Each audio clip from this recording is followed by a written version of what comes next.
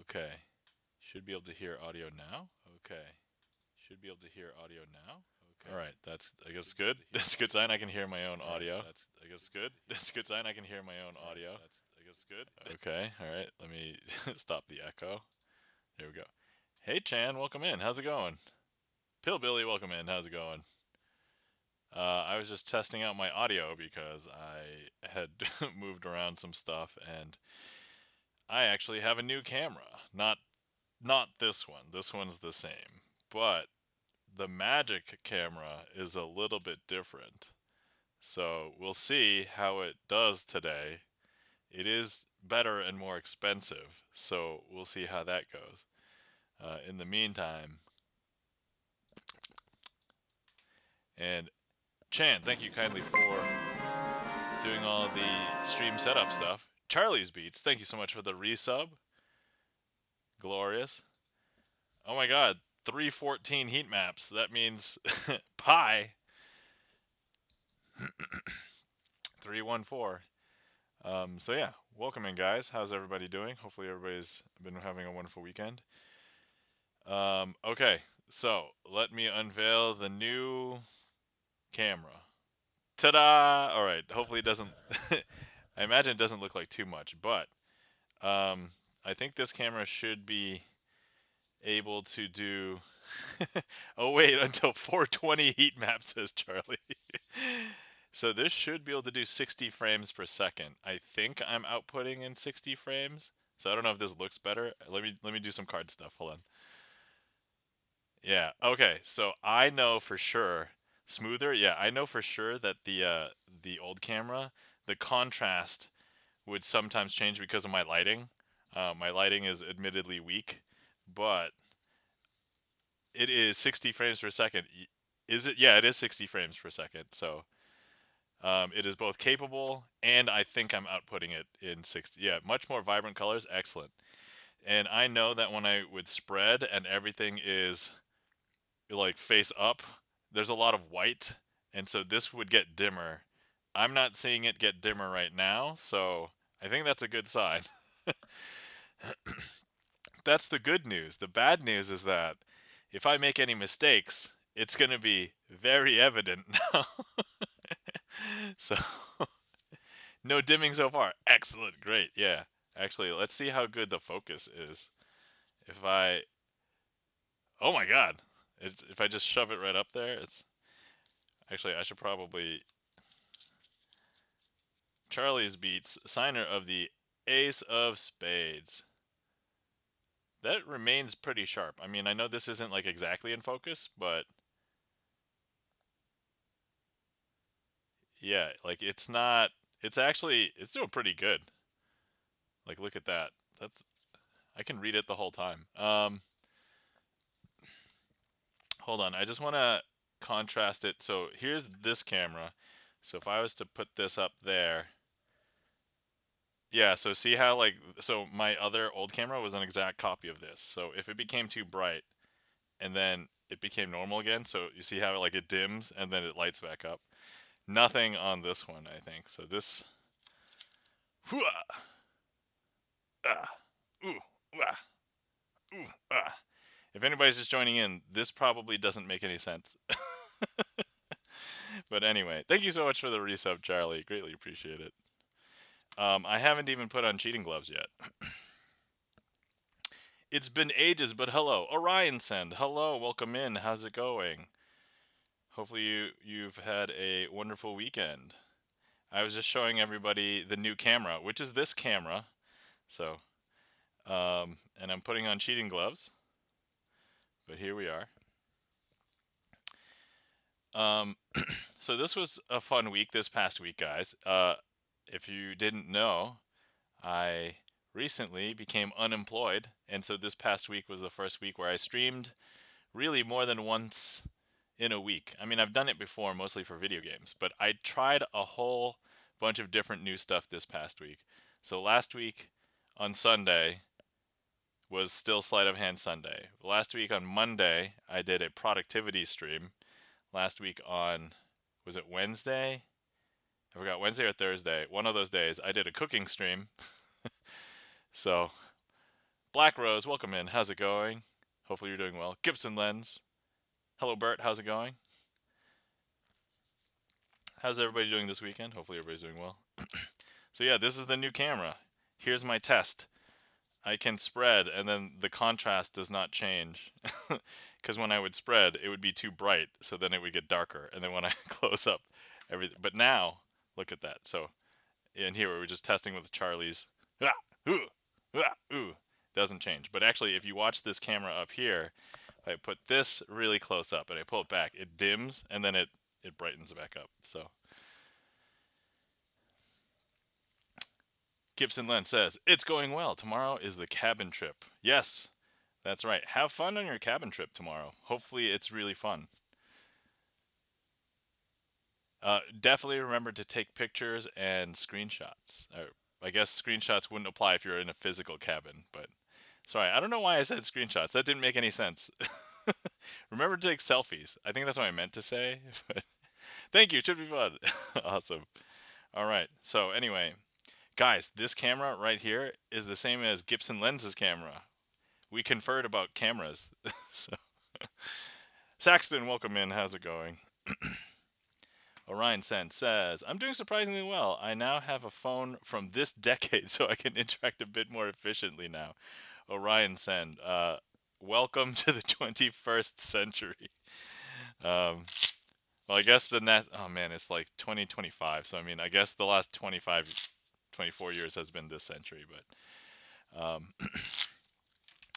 no, I know what it's like having like an outdated phone because my last phone I had for like 4 or 5 years and it was like on its dying legs. I'm like, I can't do anything. I can't download any new apps. And that's just kind of like how it was. And now my current phone, I mean, it's newer, but I got it because my last one died and it's now on its last legs. So I'm feeling it. I'm feeling it again. I'm going to try not to get a new phone for another at least year though. So we'll see. But anyway, guys, the queue is open. If anybody would like to request any tricks, feel free. I did a bunch of magic yesterday. It was my daughter's birthday party, and everybody came over, brought their kids, swam in the pool, and I did magic for all of the parents that hadn't seen me do magic before. So I did fill up my everyday carry deck, so now I can replace it with a new one. Thanks, Chan. Greatly appreciate it. Yeah, my daughter is a 4-year-old now, so. Let's see. Chan has requested a random request, and it is Aria. All right, so full disclosure, I didn't learn any new tricks this week, but on my YouTube channel, I've been busy. I don't know if anybody follows me on YouTube, but I have a slew of members-only stuff now on my YouTube in hopes that it could help garner additional income because, you know, I may need it soon.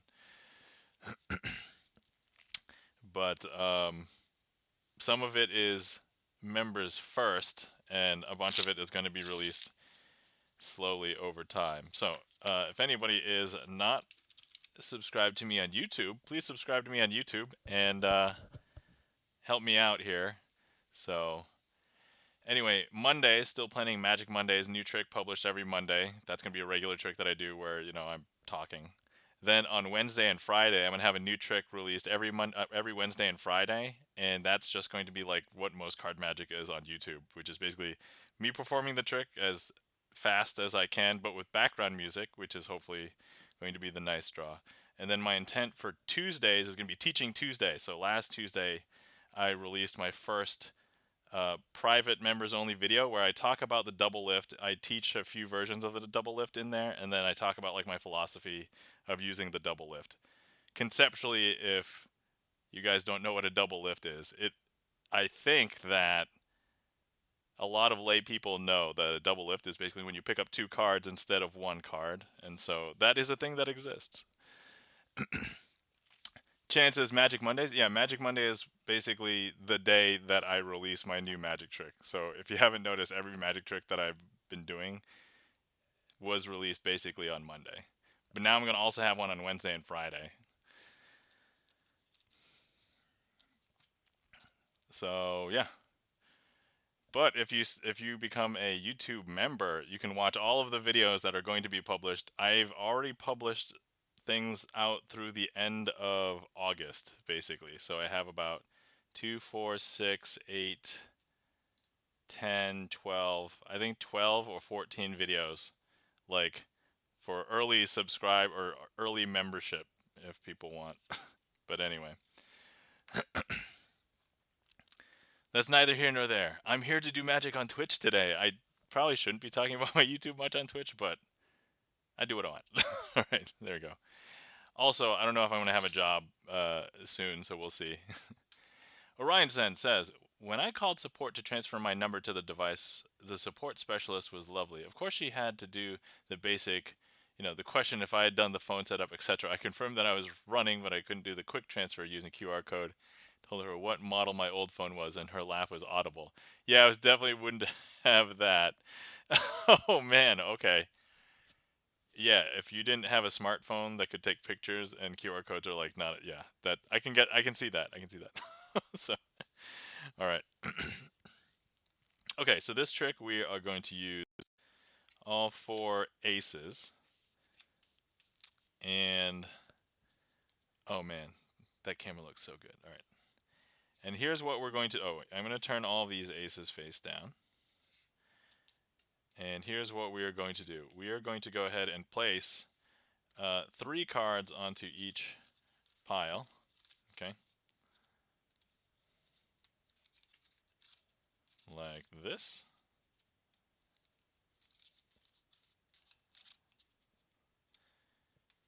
And then for each one of these piles, I'm going to go ahead and take the ace and place it in amongst the 3 cards and place that into the deck somewhere. So this one is going to go kind of near the bottom. This one is going to go kind of near the middle, like this. Then this one is going to go near the top, but maybe not too close to the top, like this. Okay, and then at last, we have ace of spades, and of course, we're going to go 1, 2, and 3. I don't know if you realize, but actually, all of the aces have jumped out of the deck, and they are right here. And that, my friends, is Aria.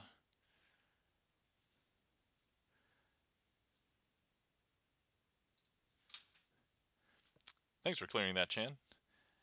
And yeah, that is a simple trick mechanically, but like I was wondering how I could dress it up because it's like one of the few tricks that is music related. And so I was thinking, I could make that trick longer, I think. So anyway, thank you kindly for the claps. Charlie's Beats, Chan the Magic Man. Thanks for that request, thanks for that request, Chan the Magic Man. Man, you guys with the CH names. Let's see here. Also, while we're here, let's go ahead and do a bunch of shoutouts. Guys, if you are not following our friend and mod Chan the Magic Man, please give Chan the Magic Man a follow. One of the other few magicians on Twitch that has a regular magic schedule. He'll do Magic Mondays, so catch him. He recently actually hit 1,000 followers on Twitch, so congratulations, Chan. I know I've said that earlier, but still, that's kind of a really impressive feat. Like, I'm behind you. I'm at like 900 something. So, but hopefully I'll get there soon. I'm streaming more now, right? So, all right, guys. If you're not following our friend Charlie's Beats, please give Charlie's Beats a follow. One day Charlie may stream again. Let's see here. But I know Charlie as a music Twitch famous chatter because he's basically in like all the music Twitch channels I would hang out in. Let's see here.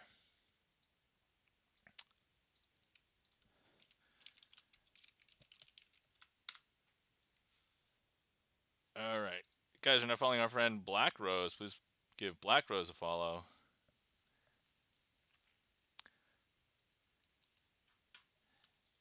Guys, we're not following our friend and mod Gibson Lens. Please give Gibson Lens a follow. Gibson Lens is a pianist and is also has recently released his first album a few months ago. So definitely give Gibson Lens a follow.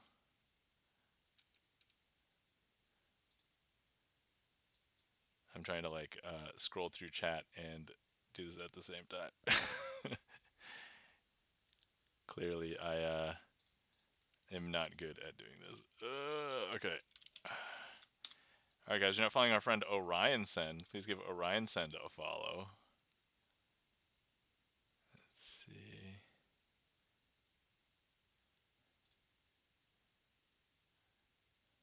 Okay, all right. Let me know if we missed anybody.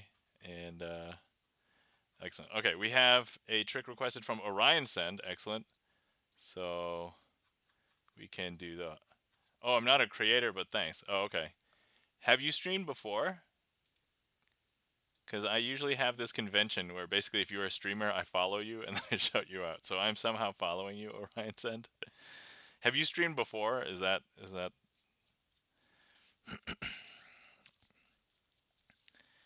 okay? All right, let me get ready for illogical conclusion here.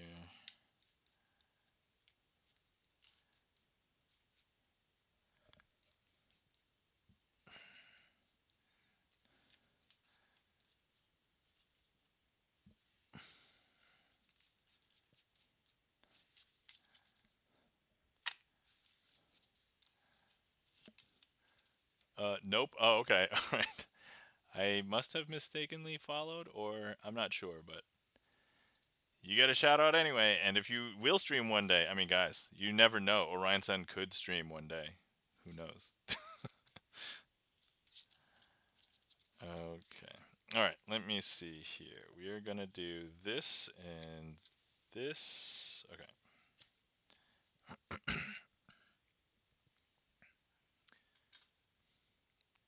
All right. Illogical conclusion. Hopefully, I remember how to do this one. All right. So over here, we've got 1, 2, 3, 4 cards. I'm not going to show you the identity of these 4 cards, but I will show you the identity of these 4 cards over here, and these are all red face cards. Now, what I'm going to do is I want you to watch and see how many of each total types of cards being red face cards, black face cards, red spot cards, and black spot cards there are by the end of the trick out of all 8 cards. Okay. And to make it fair, I'm going to go ahead and swap cards from this pile with that pile, and then we'll count through this pile, and hopefully you'll be able to see by the end of the trick, and you'll have a guess. All right, so here we go. We're going to swap out 1 for the first round. Okay. Here we go. 1, 2, 3, 4. Everything appeared to be the same, right? Red face cards. Okay, we're going to go ahead and swap out 2 cards. 1, 2. Here, 1. Hold on, wait a second. 1, 2, 3, 4. Everything appeared to be the same. Okay. Let's swap out 3. 1, 2, 3. And now if we look, these should all still... Are you guys seeing anything else besides red face cards? There aren't even 8 red face cards in an entire deck. There's only 6, right? So that was 3. Okay, and then now we need to swap. For the final phase, we're going to swap 1. Okay. So, swap 1. Once again, 1, 2, 3, 4. Important question, how many of each type of card is there? Feel free to guess if you would like. In the meantime, if you've been sitting around for a while and you have not hydrated, please feel free to hydrate. I'm going to go ahead and take a swig, and then we can do the reveal. I'm having just black English tea. Nothing crazy today. All right. I think a lot of people would guess that these are all red face cards because that's all you saw, right? However, that's not the case because, as I mentioned, there's only 6 of them: 2 red jacks, 2 red queens, and 2 black king or 2 red kings, right? So there's no possible way. So either I'm hiding 2 from you or I'm hiding 4 from you. So here, I'll show you these, and these are indeed 4 red face cards. But if you'd guess that these are black face cards, you'd be incorrect. If you guess these are red spot cards, you'd be incorrect. Whoa, E-Room. Look, I'm trying to do a magic trick. You don't have to get so aggressive, okay? Welcome in, E-Room. How's it going? Thanks for shouting out E-Room, guys. If you're not following our friend E-Room, please give E-Room follow, known as the Pope of Indiana, and streams all sorts of things. In real life stuff, community games, opening Kinder eggs to collect things. Alright, E-Room, you're just in time for the reveal of this trick. And these are 4 black spot cards. And that, my friends, is illogical conclusion.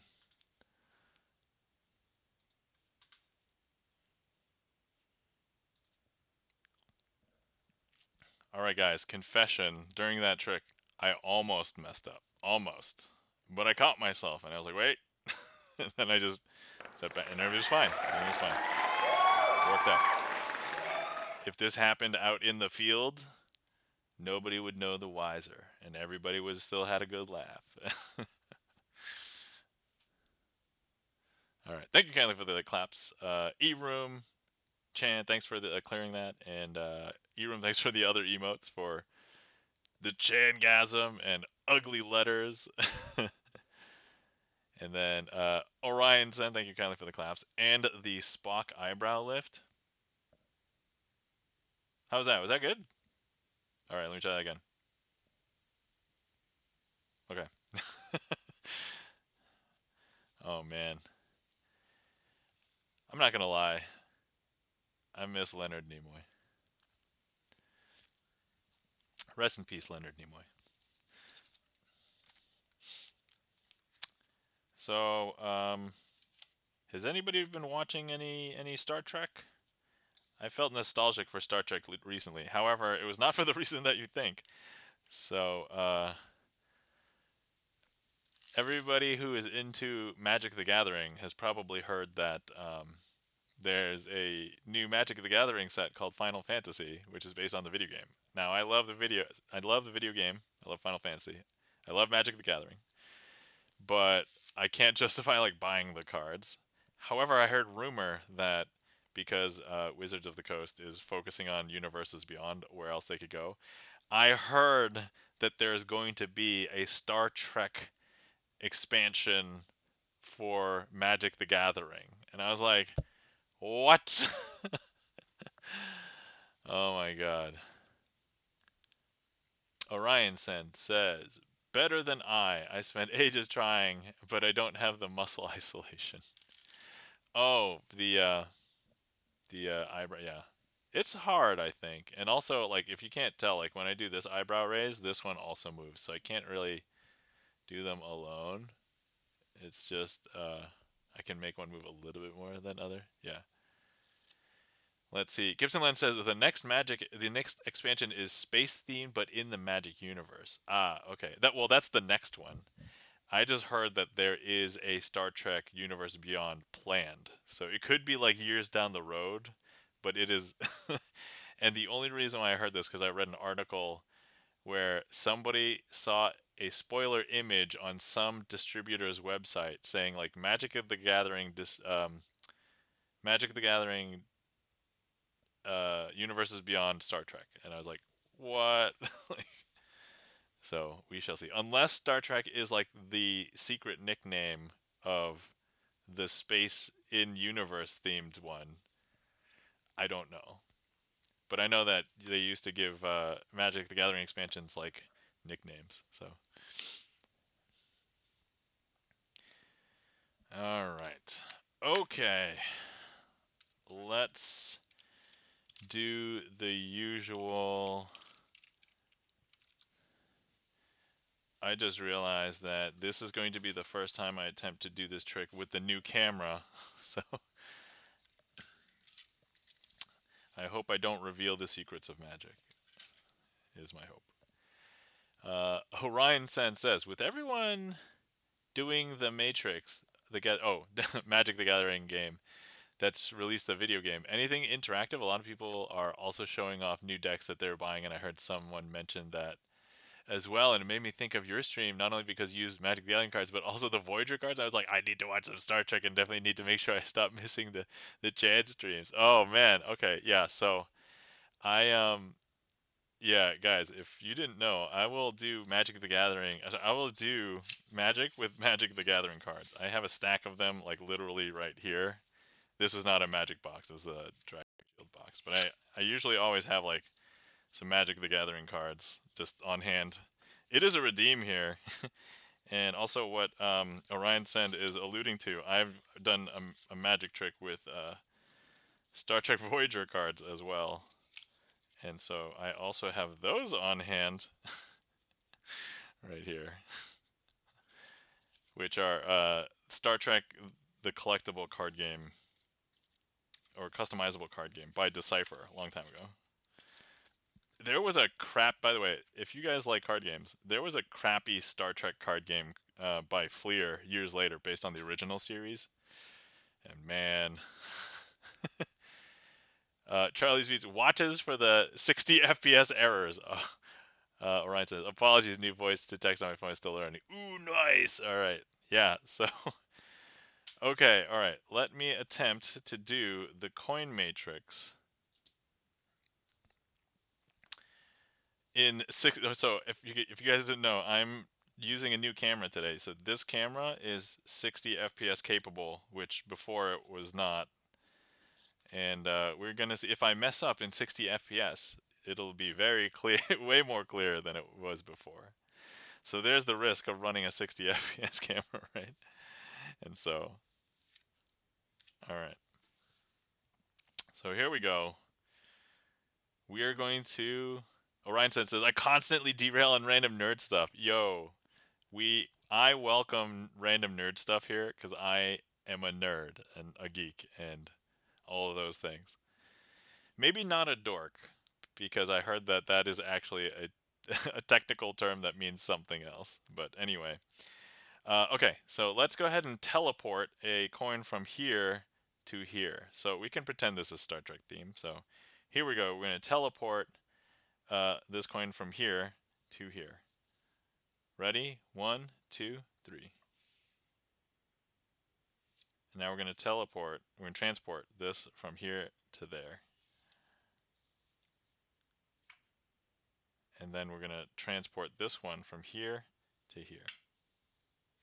There we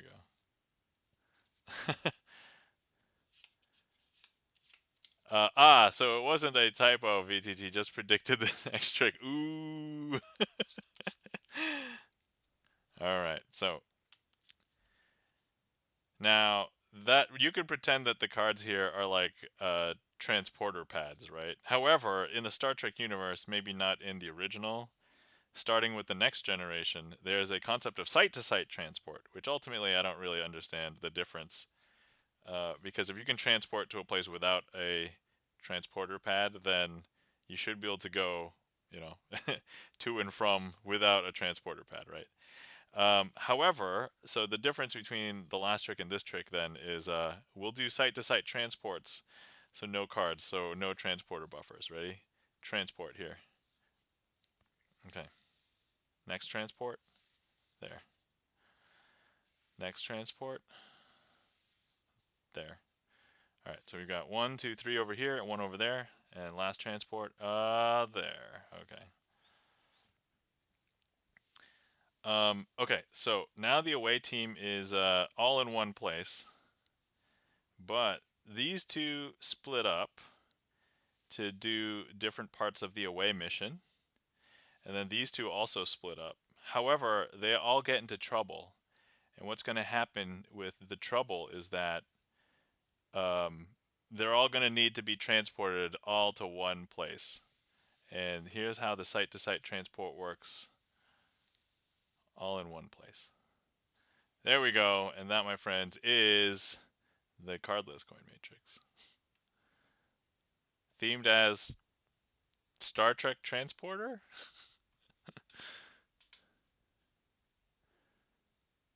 I say that questioningly, yet I just came up with this entire thing. So the answer is yes, I totally themed it that way. How did that look good? Did that look okay? I don't think I messed up, so I would basically be happy with that performance.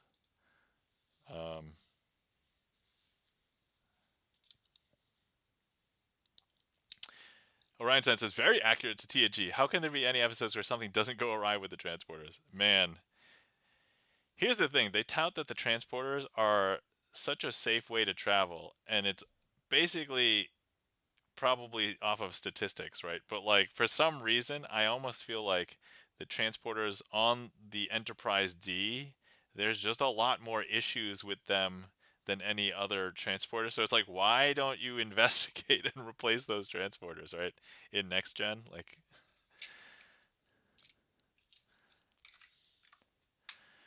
right? Oh, so I've been trying to do this new thing, and it's mostly because I'm trying to expand like my general footprint of, hey, if anybody wants to get to know me and hang out and slash or whatever, if anybody wants to join the Discord, I recently opened it up. I just realized I didn't put the exclamation point. Oh my god! And my I might be running out of battery on my keyboard because it is. Hold on. Oh yeah, it's definitely. Okay, there we go. Sorry, for some reason my keyboard wasn't working just for a second. Anyway, but I'm trying to do questions of the day, but you know what? This is probably a good one. If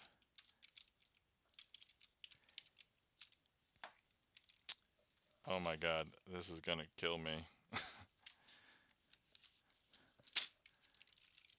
Okay, if transporters were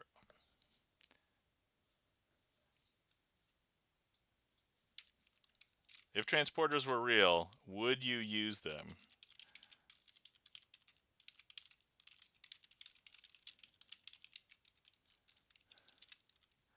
Okay, there we go.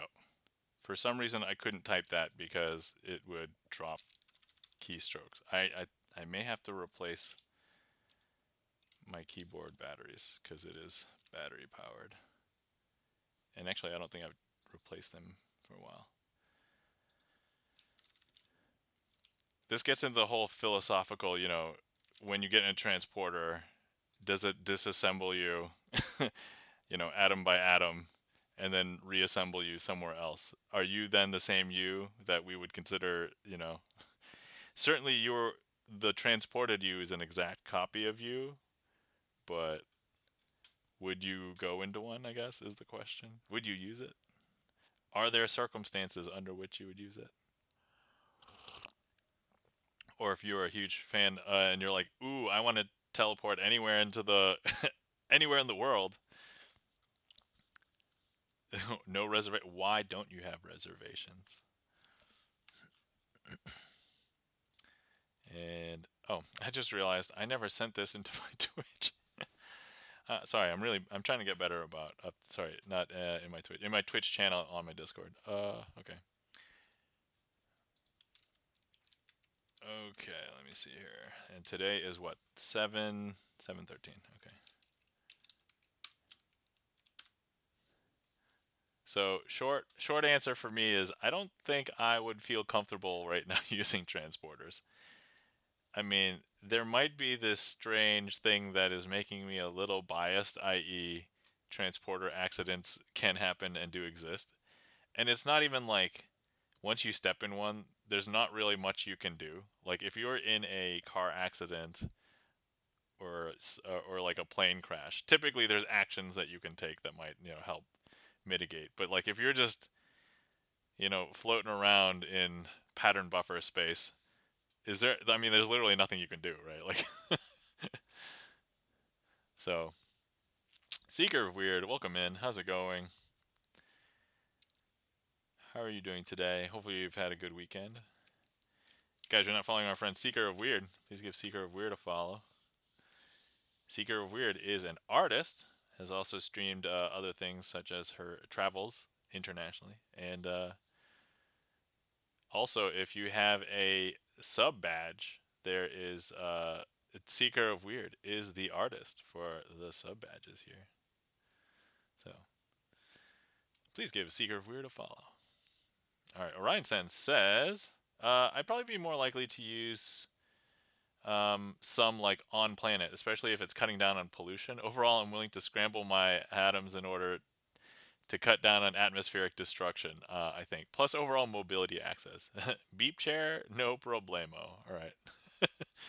I mean, there are benefits if you basically know that, hey, this is fine, you'll be you, and you can get to places like the Nightcrawler effect. Like, hey, look, I can transport like Nightcrawler. I almost feel like if you present the transporter versus the Nightcrawler power to people, they would actually. I think people who say no to transporters might actually say yes to Nightcrawler power.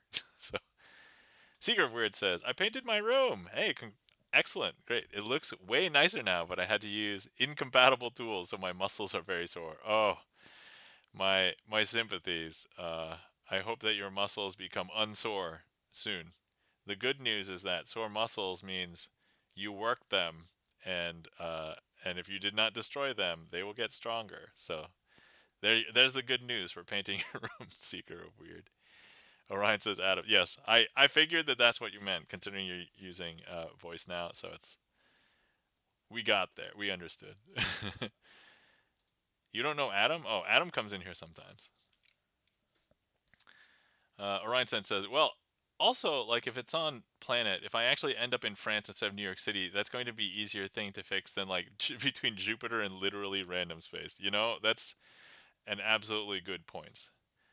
Um, but I feel like when you're dealing with transporters, if it's not exactly precise anyway, you're basically boned. Because like honestly, if you are on planet, but like the planet's actually moving, it's rotating, it's orbiting the sun, and then the the solar system's moving, the galaxy's moving. So I mean, I don't know if you're going to be off by a little bit. It could be like you could still materialize in the ground, right? Or you could still materialize like even if it's like a 50-foot drop, you could severely hurt or kill. But I totally get you. Like if you survive the accident and it was a miss, then chances are you'll be fine. I gotcha. All right, let's see here. What tricks haven't we done in a bit? Oh, actually, I should probably check to see what the boss tricks are, because I think we had some boss tricks from prior streams that maybe I should address. Full disclosure, I did not do any homework related to my magic streams. All right. Oh, last magic stream, I tried to do an off menu trick. It did not go very well. I even tried it twice. I watched the VOD and it was like, nope, not good. I didn't practice it, but it's off menu, so I don't really count that. Oh, here's one that we haven't done, and it's been a few magic streams. By the way, tonight is magic stream 187. If anybody was sorry, that's a lie. 150. Sorry, 149. 149. Sorry. It is my 187th stream, but it's my 149th magic stream. Okay. All right. Let's see. Orion Sen says, can't remember the name of the episode that I recently watched. The one where half of the crew on Tangerine ended up younger versions of themselves. So Picard being like, that was not only all bought funnier than I can payment to me. but also I don't think I'd mind that too much. I remember the episode you're talking about. I don't think I understood like the second half of your sentence. But so Picard being like, that was not only all bot funnier than I can payment to me. Yep, that's all right. English is surreal tonight. Sorry, everyone. No, no worries. It's that's kind of whatever you tried to say. I don't. I'm not even sure. But yeah, no, we're talking about the one that Picard is younger and like there's three other crew members like Ro and like Guinan, played by Whoopi Goldberg, right? If I recall, and like somebody else. Let's see. All right, so the trick we're going to do is,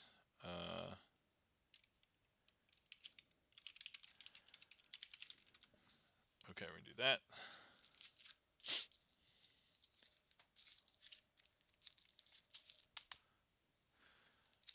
Rascals. Oh, okay, yes, okay. Gibson Lens. That is the correct. Yes, that's the name of the episode. So that's Rascals.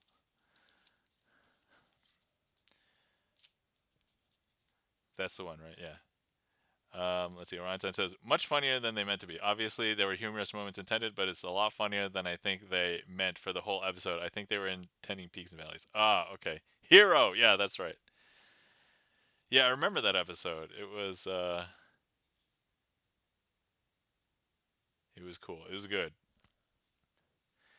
Part of the thing was it's like, so I watched The Next Generation at a time when I was like growing up. It was like in my formidable, formative teen years. So anything that I like learned anything from, it probably affected me more than like a typical regular show, if you will. So, all right.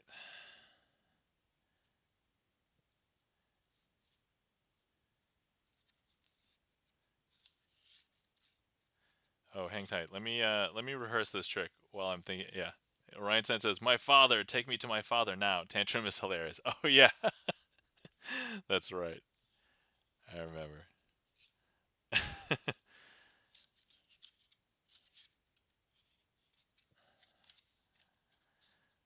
Okay, so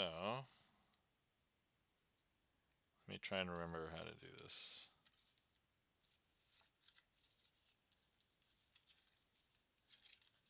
Okay.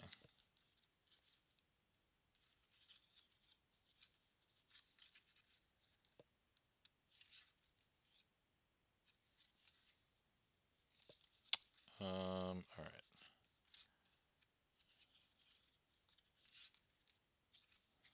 Okay, there we go. We got it. Okay.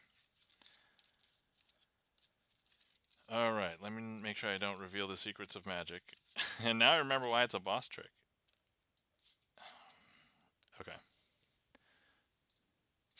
All right, guys. This trick is a boss trick. Oh yeah, if you don't know what a boss trick is. This is a trick that I've messed up on stream before, and it's supposed to be homework for me to improve. Full disclosure, I didn't actually practice this one, but here we go. All right, so here we have four cards. They're four. You know what? Um, they are the four characters from the next generation that became kids. So we have one, two, three, four. Now, one of these kids is way more bratty than the rest. And so if we take a look, let's see. Who's a bratty kid? Um, well, let's see. I think in this case it might be Picard, right? Picard is a bratty kid. And so he was he the one that said, "My father, take me to my father now." I forget who was that. Yes, that's right. Okay, so here we go. Picard, that's Picard, and he wants to be the center of attention, which is what kids do, honestly. Um, but all the other kids, they run off. They're trying to figure out how to become adults again right away.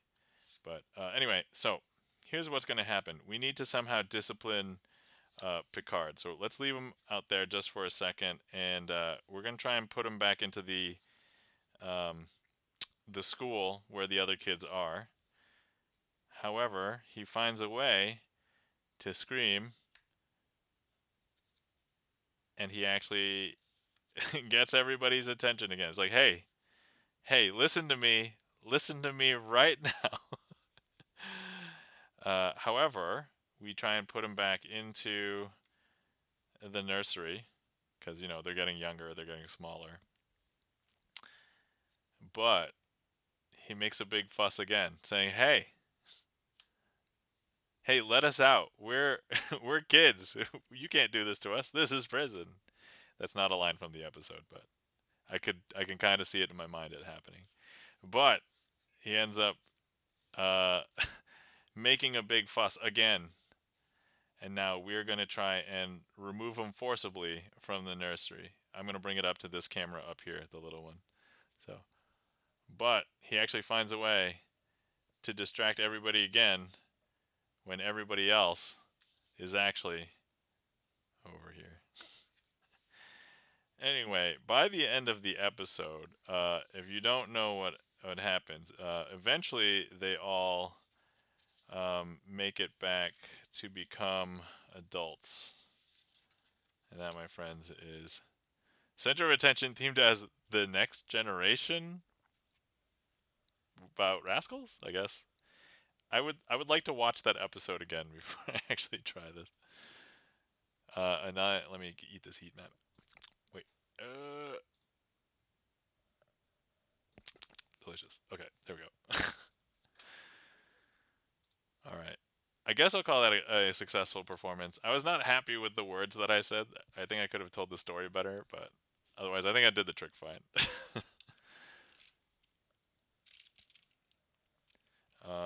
But let's see here. We beat the boss 102 times. Excellent. It's one more than however many Dalmatians until you get to the sequel. And then there's 102 Dalmatians. Is that right? All right. Excellent.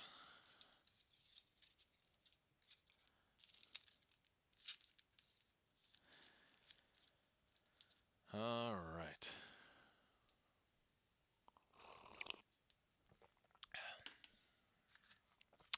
Next up, Charlie has requested the Impulse card trick.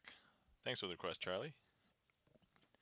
Orion Sen says, "Ah, yes, the first Disney live action that wasn't a sign of end times, I think." Oh, man.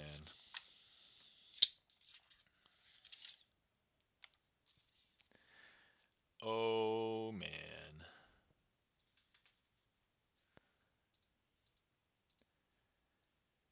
You know, the fact that there's so many movies that are basically remakes now, and now with generative AI, and it's like, how do you get new, good, original material that, like, means something? So, I'm a little bit sad about that and, like, what the future holds, but otherwise, you know.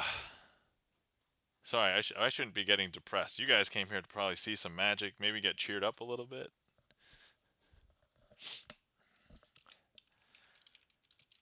Okay, let's see here. Hang on, I gotta get set up here. I'm gonna find some cards.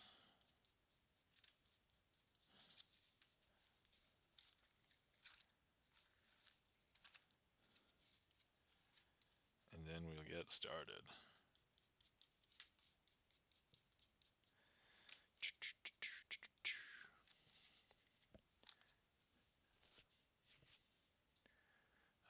Let's see here. Okay. Do do do do do do do do do.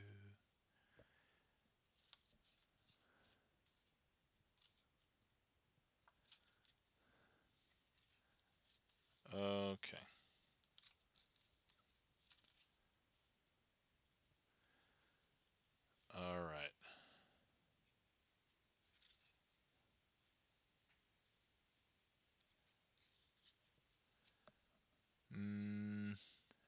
Please hold. I'm actually looking at my notes because I have messed this trick up before and I don't want to mess it up again.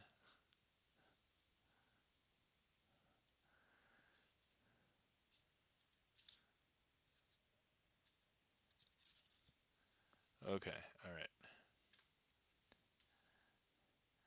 I think I have it. Boom, boom, boom, and boom. Okay, all right. Okay, I'm not revealing the secrets of magic, right? Okay, good. Let's see. Orion Zen asks, "Hey, you're not an AI though, are you?" I mean, it depends on what you consider artificial intelligence. I'd like to think I'm a natural unintelligence. That's probably more accurate.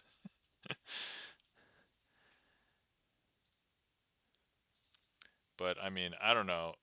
Look, if AIs can't look, I have to pee and poop like everybody else. Okay, so that's if that's not proof, I don't know what is. Full disclosure: if that statement made you uncomfortable, I'm sorry, but when you're a parent, peeing and pooping is kind of like daily discussion. So, all right. Okay, and then la la la. All right, here we go. All right, impulse card trick. Let's attempt to do this. I'm not gonna lie. I think based on how this trick has gone, might be up there with like one of the most technical tricks to do. All right. Okay. So, okay, we've got aces here and kings over here. Okay. But let me introduce you to all of the aces. We've got the ace of spades. We've got the ace of diamonds, the ace of clubs, and then the ace of hearts. Okay, and we'll leave the kings over here. Now, what we're going to do is I'm going to go ahead and turn over one of these aces, and you can see that, look, one has turned face down. I'm going to go ahead and turn over a second one. So now we've got two face up, two face down. Now we're going to go ahead and turn over another one. We've got three face down and one face up. And then finally, we're just going to go ahead and turn that last one over because now they're all face down. Now, I'm not sure if you know, but I'm actually going to go ahead and swap them. Because now if we take a look, these are not the aces. These are actually all the kings. 1, 2, 3, 4 kings. I know, is that weird? That's super weird, right? Anyway, but here's what we're going to do. Whether these are the kings or the aces, you would actually expect, if I just took the others and just placed them right on top, right, that they would be either separated kings all clustered together and then the aces, or all the aces clustered together with the kings, right?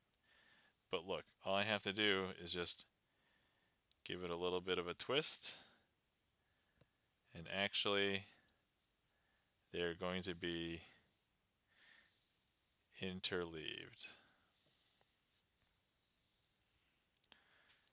And not only that, let's go ahead and spread them out like this. Not only that, but the ace of diamonds is paired with the king of diamonds. The ace of clubs is paired with the king of clubs. The ace of spades is paired with the king of spades. And the ace of hearts is paired with the king of hearts. But wait, there's more. Not only that, not only were they paired, but all of the blue-backed kings are also paired with red-backed aces. And that, my friends, is the impulse card trick. All right. Thanks for clearing that, Chan. Thank you kindly for the claps, Charlie's Beats. Thanks for the emotes, Chan. Thank you for the mind blown in the claps, Orion Send.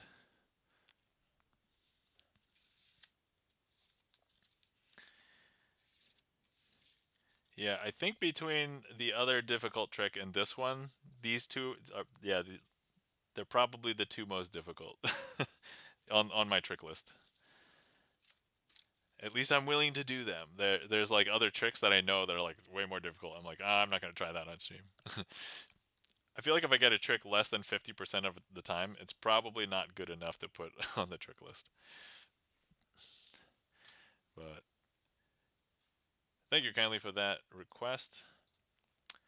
Let's see, that was a Charlie's Beat random one, right? Or did you pick that one?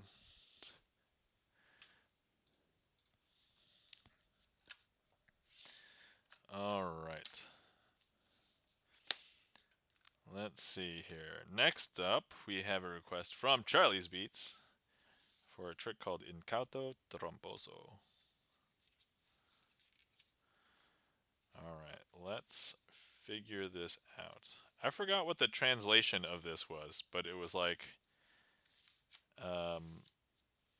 like the fool or something, or like the foolish gambler. I forgot exactly what it was, but it was one of those things.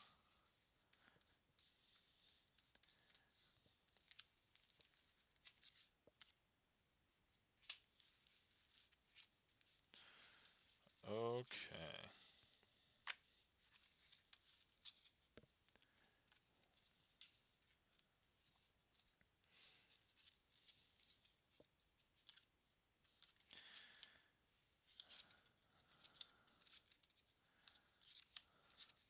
All right, making sure I know how to do this one too. Pretty sure I do, but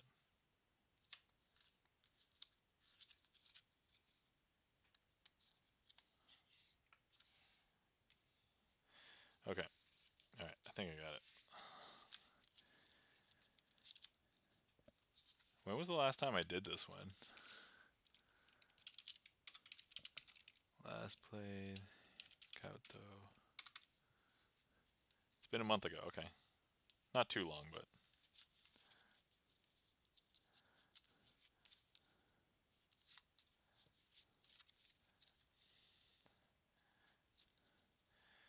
all right. Here we go. We're going to be doing Incauto Tromposo. Okay, so once again, we're on a starship, perhaps in the Star Trek universe, and all of these are clones of the same person, except for one person. So your goal is to find the one that is not a clone, and so here we have a clone that's a black spot card. We have another clone that's a black spot card. And then we have another clone that's a black spot card as well. So those are clones. Okay. And then, of course, we have the one that is not a clone. So this is the one you're going to try and keep your eye on. This case here. And then, of course, we've got black spot cards, which are all clones. And basically, throughout the episode, they are going to try and do some shenanigans here. I will show you this clone, and they will swap places with the one that is not a clone. So in this case, I'm going to make one swap. So the question is, which one is not a clone? So feel free to guess. Feel free to click on a heat map if anybody wants. Even if you don't want to make a public guess, feel free to just guess at home and make sure.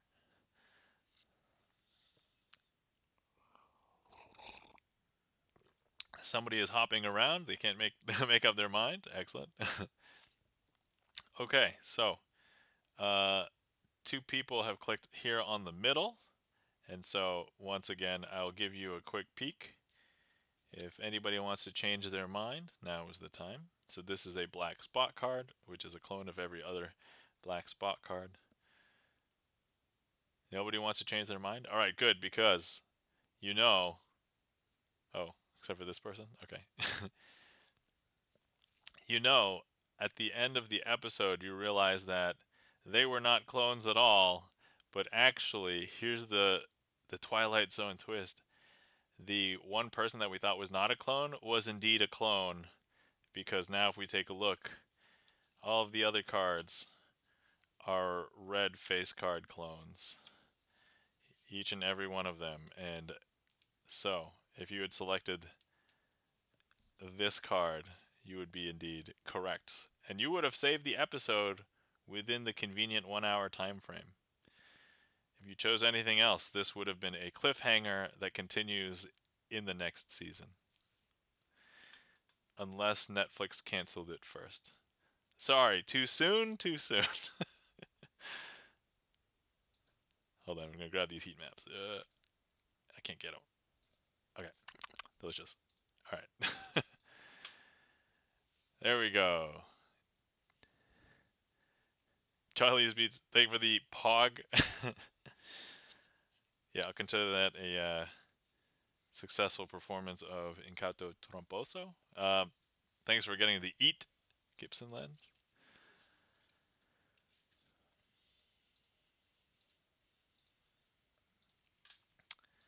And thank you for that request, Charlie's Beats. You know, I just realized that we have not done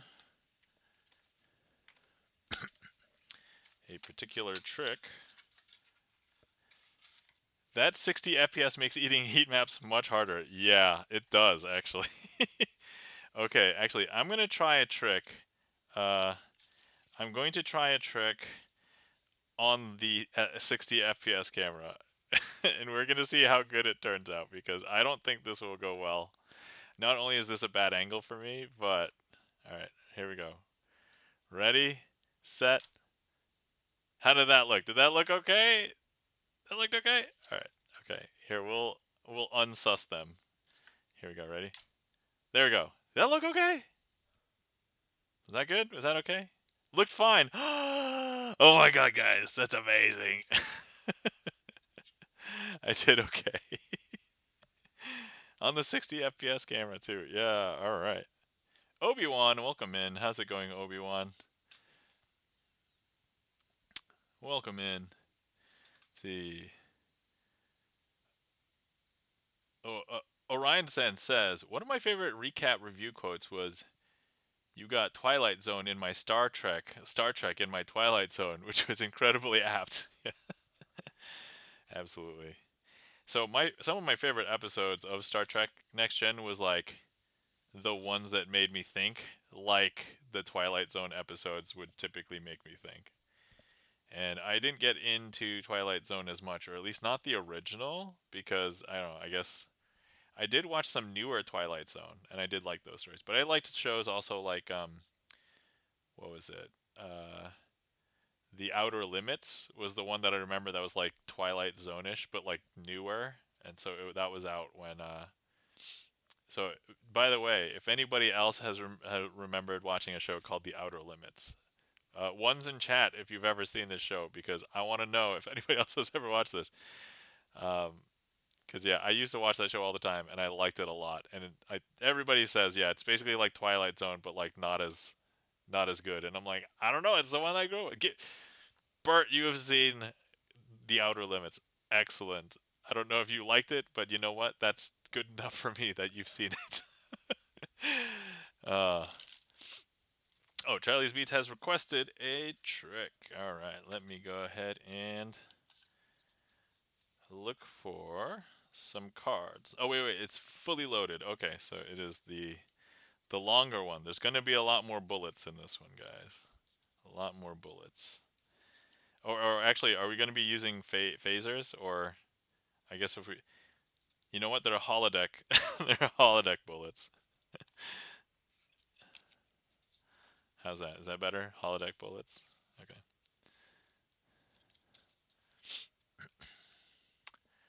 Orion Sand 1, both older and reboot. Oh, okay, all right. I didn't know there was an older one. Oh, wait, no, there's a newer reboot. Okay.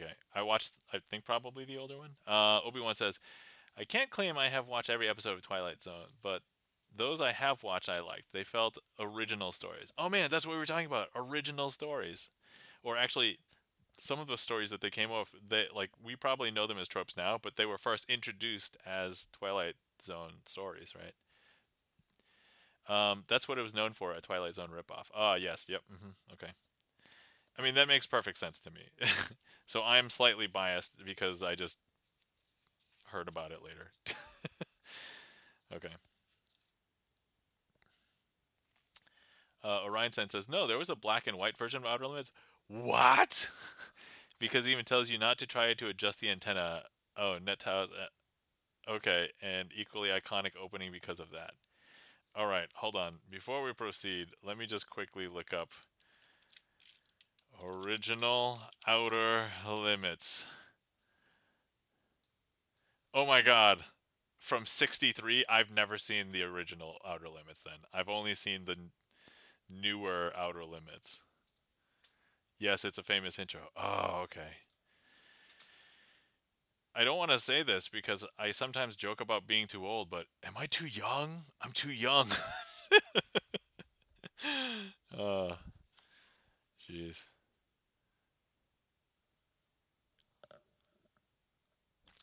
Delicious. Okay. All right. Revolver fully loaded.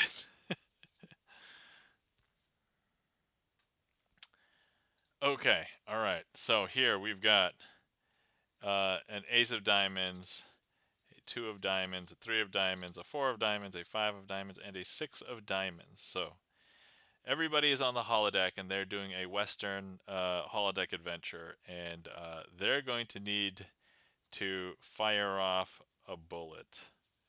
And so they get their handgun ready. And while this handgun is ready, I'm going to quickly read chat and catch up. Orion says it's pretty well established that it wasn't, but there was a lot of writers from Rod Serling's Twilight Zone that also worked on the Outer Limits, so that's probably why it felt similar to a lot of people. However, the overall messaging was very different. Ah, interesting. I know, but that was the quickest way to say it. Oh, okay, that it aired after the Twilight Zone. Okay, all right, got it. All right, I'm caught up. Okay, but now look on the holodeck in the Western, they're gonna fire off a bullet. Bang! I don't know if you can tell, but here's the 5, the 4, the 3, the 2, and the 6, and the 1 has turned itself face down. Okay, so now let's go ahead and fire off the second bullet on the holodeck. They're doing their Western. They're firing off a second bullet. Bang! And I don't know if you can tell, but here's our 5, 4, 3, 6.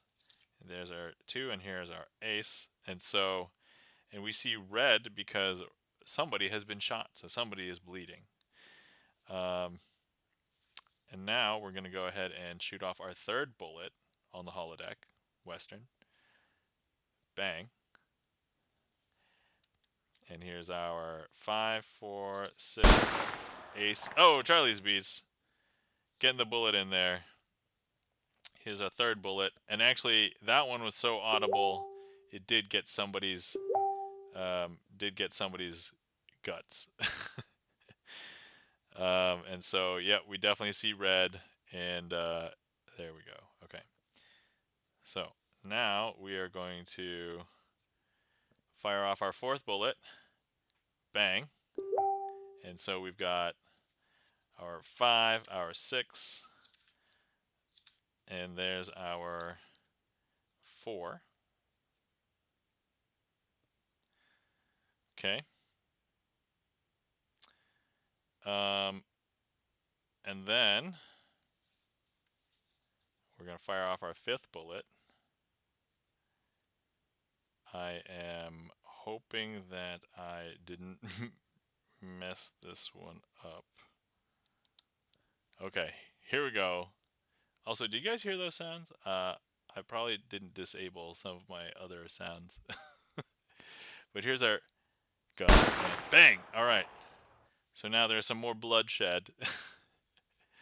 Those dings? Yes, we heard the notification. Okay, cool. Yes. Thanks for the confirmation. And okay, so that means I did forget to turn something off. Usually I'm good about that. But actually, so funny story. Actually, I'll finish this trick and then we'll get to the funny story. All right, so here's the 6, the ace, the 4, the 2, the 3, and our 5th one has been shot. And then finally, our 6th bullet on the holodeck. Here we go. I searching where did I receive a new message? Oh, it says Obi-Wan. I'm sorry, that was actually from my computer, so my apologies. I mean, magic. That was the trick. I fooled you. Bang. All right, so here we go. We've got the 3, the 2, the 4, the ace. There's our 6, and here's our 5. Okay, so the one thing I did mess up, and it has not really any bearing on the trick, is that this 4, it just needs to be here. Okay, but anyway, otherwise everything is fine. Okay, so now that we fired off all 6 bullets, I'm going to go ahead and just flip that 6 back over. So, during the course of firing off all of these bullets, we did see a lot of people get injured. And if we looked at everybody on the holodeck, we would see that everybody got a lot of red on them. So there's our ace, here's our 2, here's our 3, here's our 4, here's our 5, and our 6. But I don't know if you guys know, in the Star Trek universe, when you're on the holodeck, there are such things as holodeck safeties, which ensures that nobody actually gets hurt. And so, if we try and take a look, there's no blood. Nobody has any blood at all. Everybody is fine. And that, my friends, is Revolver Fully Loaded, themed as doing a Western on the holodeck with safety protocols, with and without.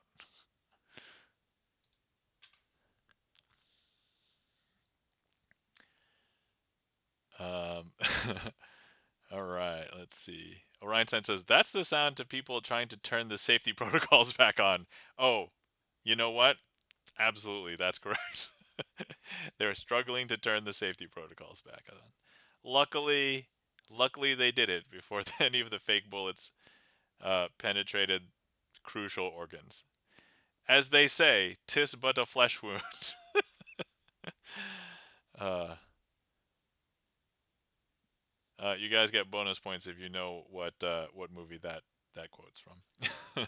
Thank you kindly for the claps. Charlie's Beats, Gibson Lens, E-Room, Orion. Thank you. And that was Revolver Fully Loaded. The original version is just a 4-card version, and I'm like, revolvers don't have 4 bullet chambers, so we needed the 6. Alright, so technically I don't think I did anything wrong in the trick. I did call out that there was a mispositioned card, and honestly, I know what I did wrong, but I might just make that a boss trick just because I shouldn't have gotten that incorrect. It should I should know better. I basically developed that that trick. So, thank you kindly for the claps, Obi-Wan.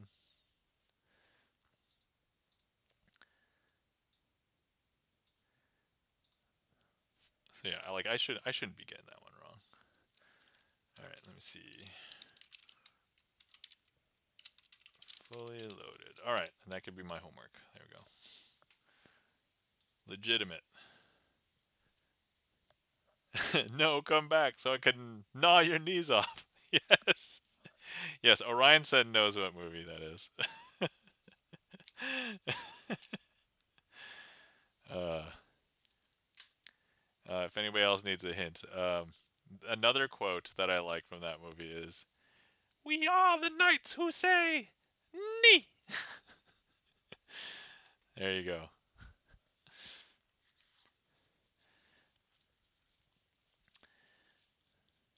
Actually, wait. This is going to be an important question. Gibson Lens, Bert, have you seen Monty Python's Holy Grail? I think the full title is like The Quest for the Holy Grail or something. I've seen it, but it was long ago. Okay. Brave Orion says it. Brave, brave Sir Robin. He bravely ran away. Or yeah, that's sung. Yeah, right. Oh yeah, that's the music notes. Yep. So, all right. Okay, let me find some cards here for. All right, guys, we're gonna prep. We're gonna prep for maximum penetration. The card trick. The card trick. Not get your mind out of the gutter.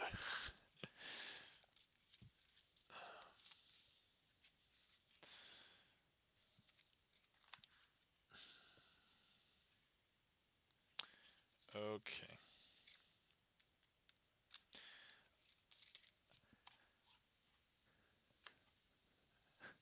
Orion senses. But I'm the king. Oh, really? I didn't vote for you. Oh, sorry. I forget whose voice I should be doing.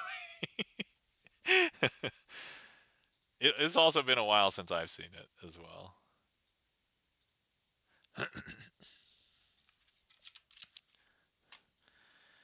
All right. Let me see here. Boom, boom, boom, boom, boom, boom. Okay. Uh. Okay.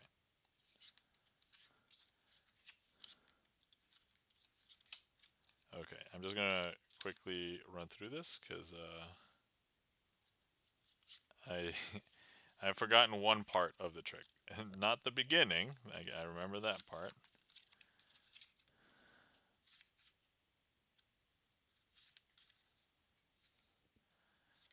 Okay, and then this is the part I remember.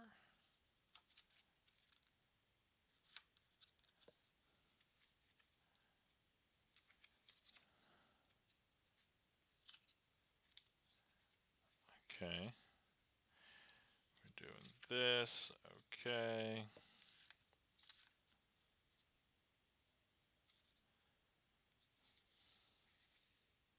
All right. You know, I may try and spruce this up a little bit because the one way that I used to do it, I don't feel like it looks good, but maybe that's anyway. All right, doesn't matter. We'll do it. Let's see. Orion said, not only did I watch that on repeat with one of my best friends when we got in trouble reenacting sketches in the show, the teachers came up to us and said, "Don't you think you should go outside?" What's the modern day equivalent of that? Don't you think you should go outside and touch grass? Don't you think you should touch grass? Is that all right? Okay, all right. Here we go. We are going to be performing maximum penetration, the card trick, the card trick. All right. Okay. First things first. We have a box. I just want to show you that the box is empty. There's nothing in it. And what we have here is, well, let's start with these two cards. So we've got a joker and a joker. Okay. And then over here we've got the ace, the 2, and the 3 of spades. So let's first start with the ace. I'm going to place the ace in between the two jokers. Orion Sen says, we also got in trouble for doing our homework during recess instead of literally anything else. Even for our teachers to tolerate. Oh, man. I feel like if you want to do your homework during recess, you should be allowed. All right, so here we have our ace in between the two cards, but the ace is going to be able to penetrate in between the two cards. I don't know if you can tell, but look. Ready? 1, 2, 3.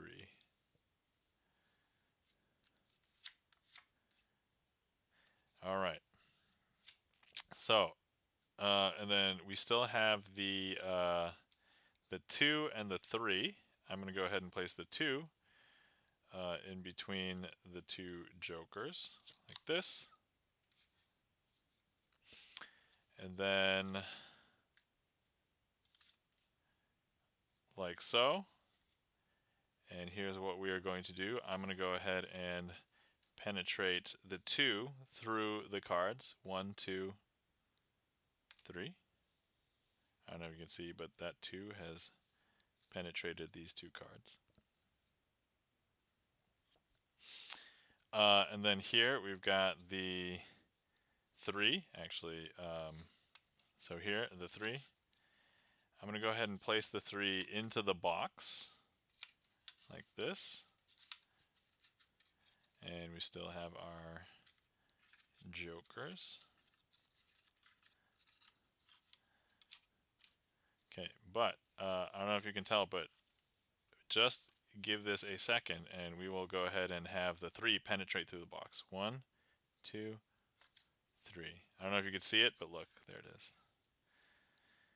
Now this is the part where the trick is going to penetrate reality. So those 2 jokers, if I squash them into my hands, it's like pushing 2 atoms into each other. They'll become a new element, and in this case 2 jokers will turn into a 4 of spades. Now a lot of people are probably wondering, oh, where's the joker? Where are the jokers? Well, they suspect that there's usually a card left in here, and to that I would say, all right, you're right. Maybe there isn't such thing as real magic, so I did put a card in here. Well, this is the part that's going to penetrate your mind. Don't lose any sleep over this, because look, there is 1 card in here, but there's not 2. And this is the part that's probably going to get you. If we take a look, this is indeed the 5 of spades. And that, my friends, is maximum penetration. No disclaimer now.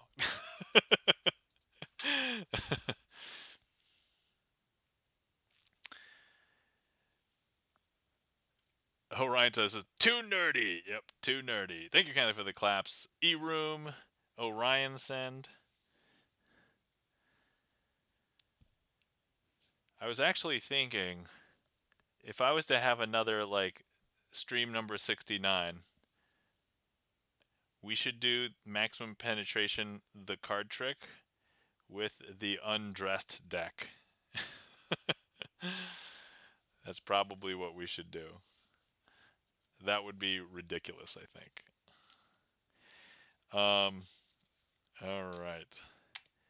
So I was doing some hype, says Charlie Sweets. Oh yeah, so if anybody wants to remember, so remember, today's magic stream is 149. So that means like another basically 19 more streams. That will be 169.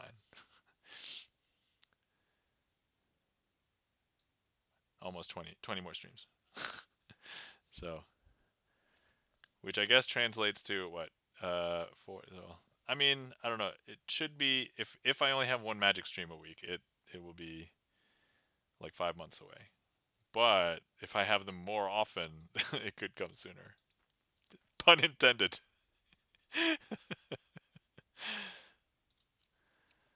uh,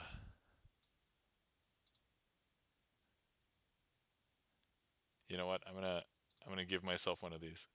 There you go.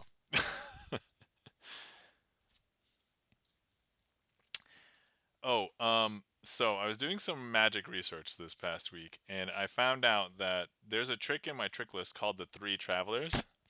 The original title of the trick is not 3 Travelers. The original, and this is where it's going to tie back in to maximum penetration, pun intended. This trick is actually called penetration, the not maximum version. So I kept the name 3 Travelers, but now if you take a look, so it's 3 Travelers, but it's a variation of the original card trick penetration. But I now put in all of the actual, like, so Ed Marlowe is the one that created penetration. It was also known as elevator or the elevator card trick, but this is what it was published as. So, and now, so the variation that I do, the three travelers version, is basically this guy who is a YouTuber. So, and I'm like, oh, that's why I can't find any information about the trick, because the title is not actually the title. So anyway, I know I put it in the list just to show you guys, but you know what? I'll do the trick anyway. Because why not? All right. Okay.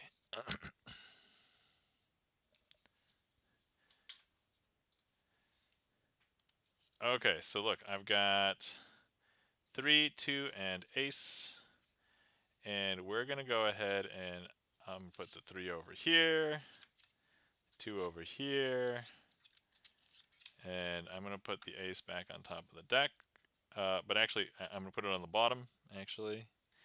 And let's pretend that this is an elevator. And so if I go ahead and I press the elevator button, actually, no, this is a transporter slide. So they're going to transport from the bottom of the planet's surface to the ship that's in orbit up here. There we go.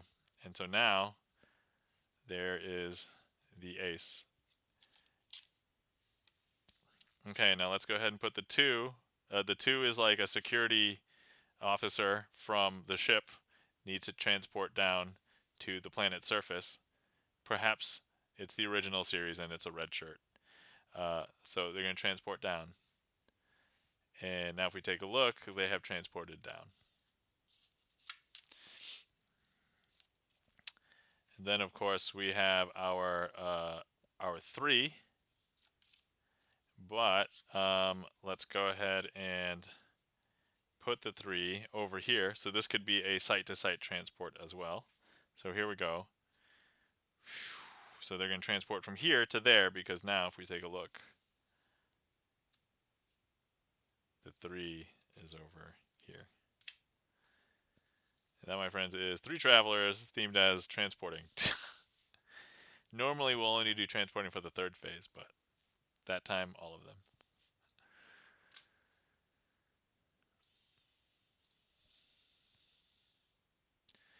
But FYI, if you want to request the penetration card trick, now it's different. It will be this one as opposed to maximum penetration, which is the one you saw before that.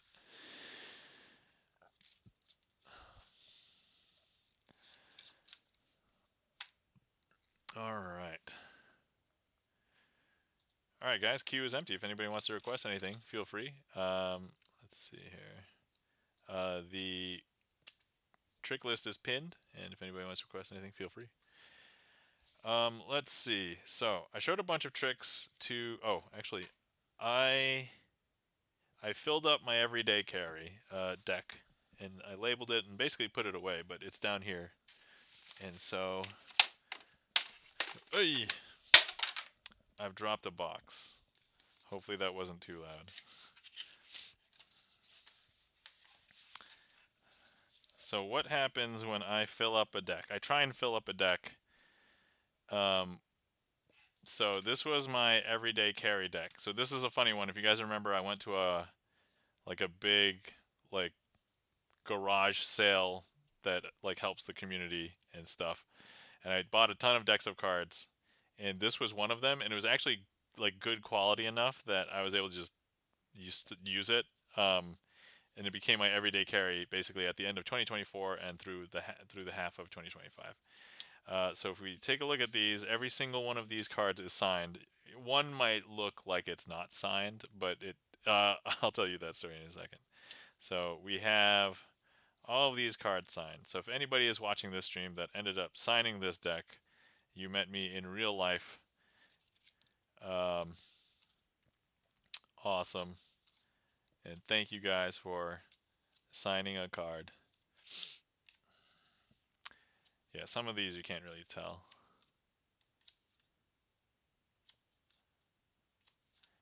Some of these are cursive from adults. Some of them are young kids, so the writing might not be the best. some of them people drew pictures, or some of them like marked it like this. Charlie's Beats has redeemed clear plastic cards. All right. We will go ahead and do that. The Joker is very, very creative. Yeah, the one thing I didn't like about this was that this Joker, there's actually a little stain. I don't know if it's like a coffee stain or something. I tried wiping it off when I first got the deck, but it didn't like remove. So I'm like, oh, okay. That was the only thing I was bummed about. But I was like, oh, it's a used deck. I can't be, it's like I probably got it for like a quarter. But somebody drew a little, I don't know, a tree or a mushroom cloud or something on the other Joker. So. Smiley face here. This was, I think, one of the last cards. This one was signed yesterday, I think. Some just initials on this one. Okay, this is the one. So this one, I think most people would argue is not signed. I don't remember exactly who did it, but I remember having the discussion with some people, and it's like, oh, okay, you sure you want me to sign this? I'm like, yeah, just mark it up just to make. And literally all they did was they put a dot right here. And so I consider this signed just for that that very reason. But I remember, so.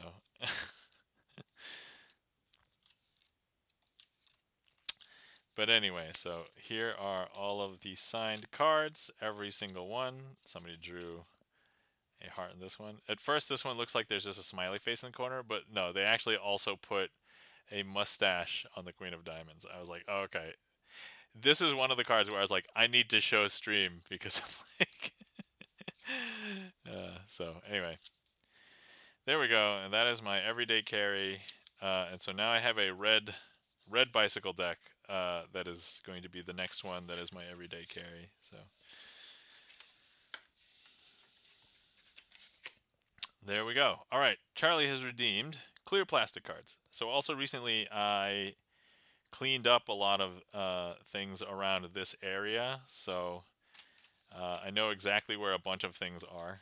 So here are the clear plastic cards if you guys are not familiar with them. So these cards are made out of plastic. They're slightly smaller than a regular poker-sized card. Like if I show you, they're a little bit thinner. So I would say bridge width, but still poker height, which I think is kind of like a weird design choice, but hey, whatever. But yeah, oh yeah, if you take a look at each individual card, you can see through most of it, and it is clear, and they're a lot slipperier than regular paper playing cards. So there we go. All right, so let's find a trick that we can do for Charlie with the clear plastic cards. Let's see, what haven't I done in a while? Let me see. You know what? I should do this one because there's only one play, one performance. Okay, let me see if I remember. I think I remember how to do this.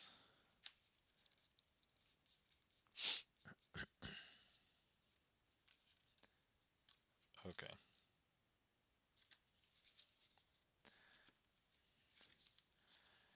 Um,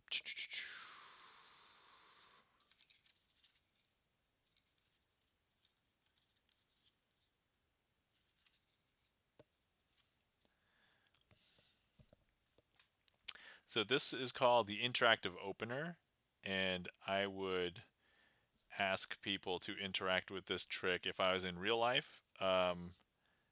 But I'll just simulate it if somebody's not here. So here's what I would do. First things first, I would show them I've got 1, 2, 3 cards.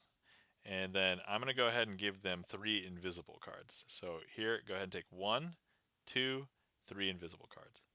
Now, I need you to be willing to help me cheat, okay? And so the 3 cards that I gave you are actually all aces, okay? And so here, why don't we go ahead and have you hand me one of the aces. Just go ahead and put it face up into this packet of 3 cards. And they will do so. like that. Ah, thank you for giving me the ace of spades. I think you just handed me the ace of spades, right? Because look, if I show you now, 1, 2, 3, 4. Oh no, sorry, you gave me the ace of clubs. All right. I guess it's just a black ace. You didn't really look at it too well. So ace of clubs. Excellent. All right. So now we still have 1, 2, 3. But here's what we'll do. Go ahead and hand me the ace of diamonds. So hand me the ace of diamonds. You'd stick it in.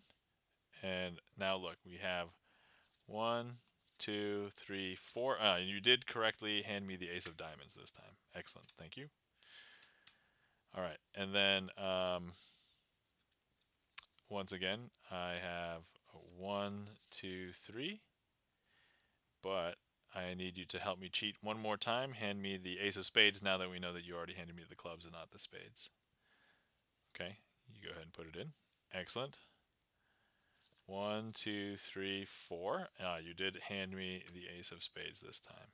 Excellent. Okay, but I still have 1, 2, 3 cards. And here's what we need to do. We are actually going to need to do something with these 1, 2, 3 cards, right? And what we will do here is place them inside of these aces. Now, having 5 aces doesn't make any sense. They will know that you're cheating, and so I need to cover up my bases. So we're going to go ahead and take one of those 3 face down cards and just throw it away. So now if we take a look, I now have 2 cards, but the only thing that fits with these aces is 1 card, and so I'm going to need to take out one of those face down cards. We'll flick that one away. And I don't know if you can tell, but look, we have our ace of spades, ace of diamonds, ace of clubs, and of course, ace of hearts. And that, my friends, is the interactive opener with clear plastic cards.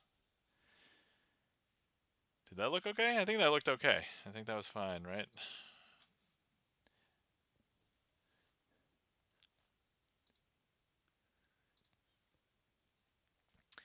But yeah, even with clear cards, can still help cheat. Thank you kindly for the claps. Charlie's Beats, E-Room. All right, let's see what else we can do while we have the clear plastic cards out. Let's see what else we've got. Okay. Okay, I like to do this trick specifically.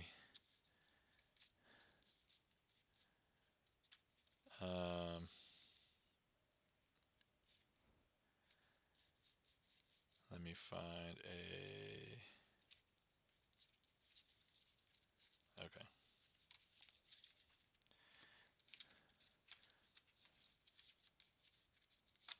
Okay. All right.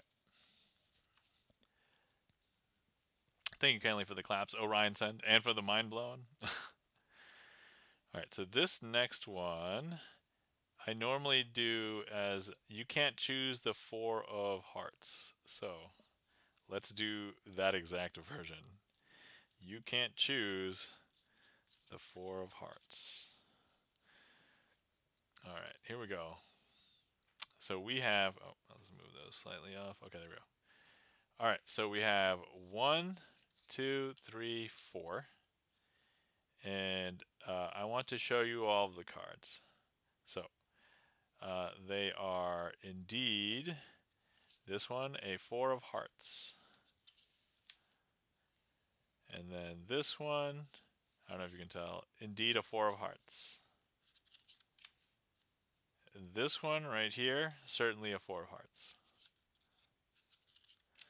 And then finally this last one, I don't know if you can tell, but that's also a 4 of hearts. So yeah, they're all just going to appear as 4 of hearts, right? So 4 of hearts, 4 of hearts, 4 of hearts, 4 of hearts. However, now it's your job to determine which one is the 4 of hearts. Feel free to guess. They are 1, 2, 3, 4. If you want to do numbers, if you want to click on the heat map, or if you just want to play at home, that's okay. Just make a selection now. I'm going to take a sip, so if you've been sitting around for a while and you've not hydrated, please feel free to hydrate.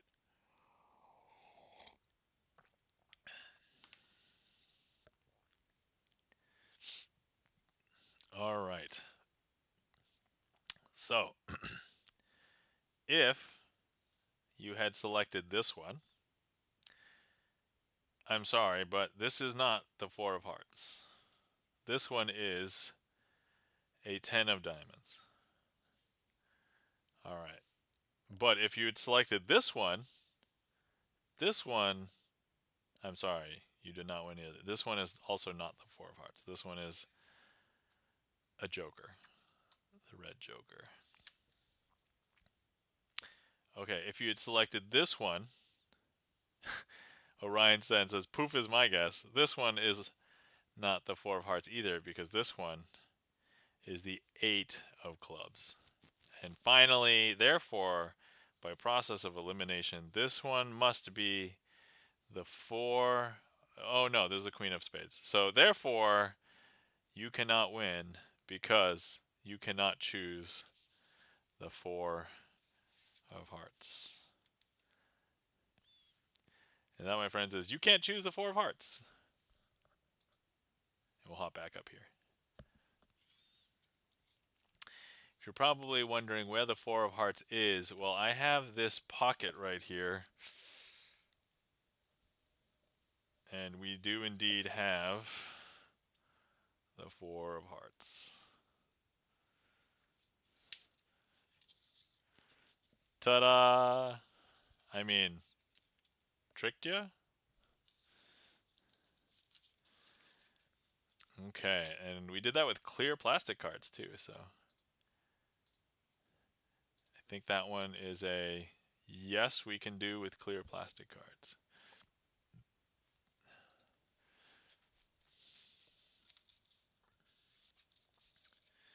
Okay, all right. Okay, let's see what to do next.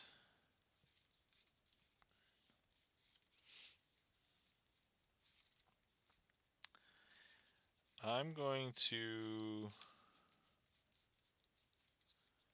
I kind of want to try just some of the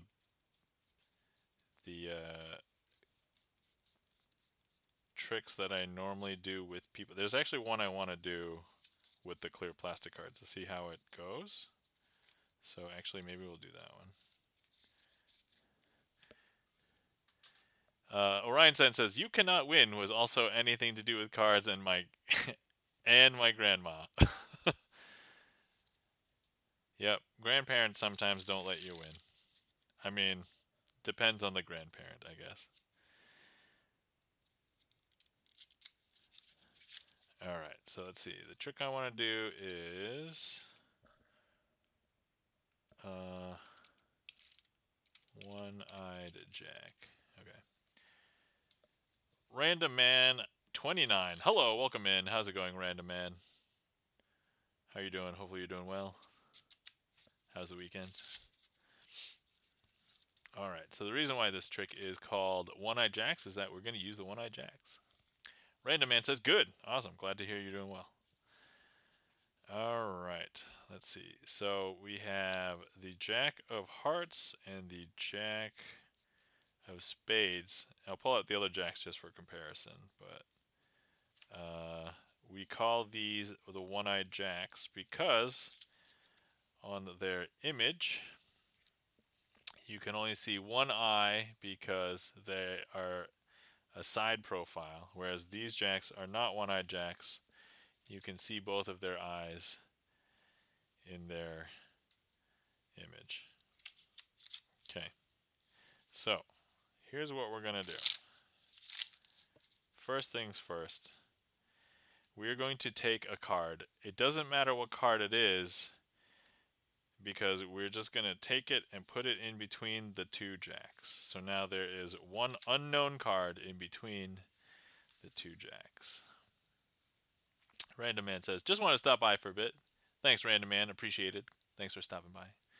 Orion Sen says, she was friendly about it, but she was also just far too good. She would rummy people to the point of either exhaustion or devastation, especially if playing to a point system. Ah, yes. All right, so here's what we are going to do. We're going to go ahead and cut the jacks into the deck. And now if you were here, I would have you put your finger somewhere into the middle of the deck just so that we would stop on any card, and then we will look and remember this card. Let's say right here. All right, so this is the card that we will look at, and I will now show everybody. It doesn't matter that I know it. So 7 of diamonds. So 7 of diamonds. Okay, so here's what we're going to do with the 7 of diamonds. Certainly, this can't be in between the two jokers because that was some other card. Otherwise, we would have seen the jokers as we were doing stuff. But if I just go ahead and I cut that into the deck right now, those two jokers are going to go back in time, and they're going to grab that 7 of diamonds and put it in between them. And this could be signed as well, so the 7 of diamonds in this case could be signed. Oh, the spread is not working too well. Hang on. There we go. And so now if we take a look, I don't know if this works out well with clear cards because it's not immediately evident. So if I remove all of the other cards, there is precisely one card in between the two one-eyed jacks. And if we take a look, it is indeed our 7 of diamonds. And if anybody was here, if they didn't want to verify, there's no other 7 diamonds. That's the only one. Could have been signed. I'm not going to have people sign the plastic cards, though. I feel like that's super impractical. I don't even know if a Sharpie would keep that well. It could smudge.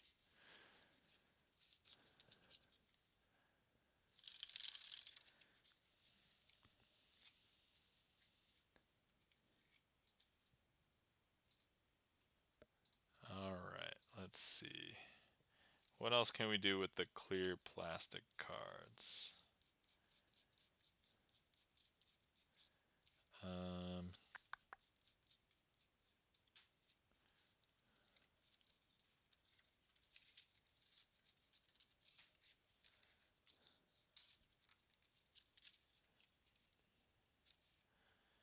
Okay.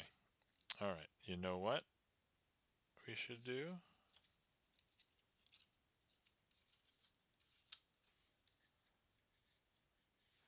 Oh, I think this might be a little bit extra challenging here. Okay, you know what? I think I figured out the trick we're going to do next. Okay.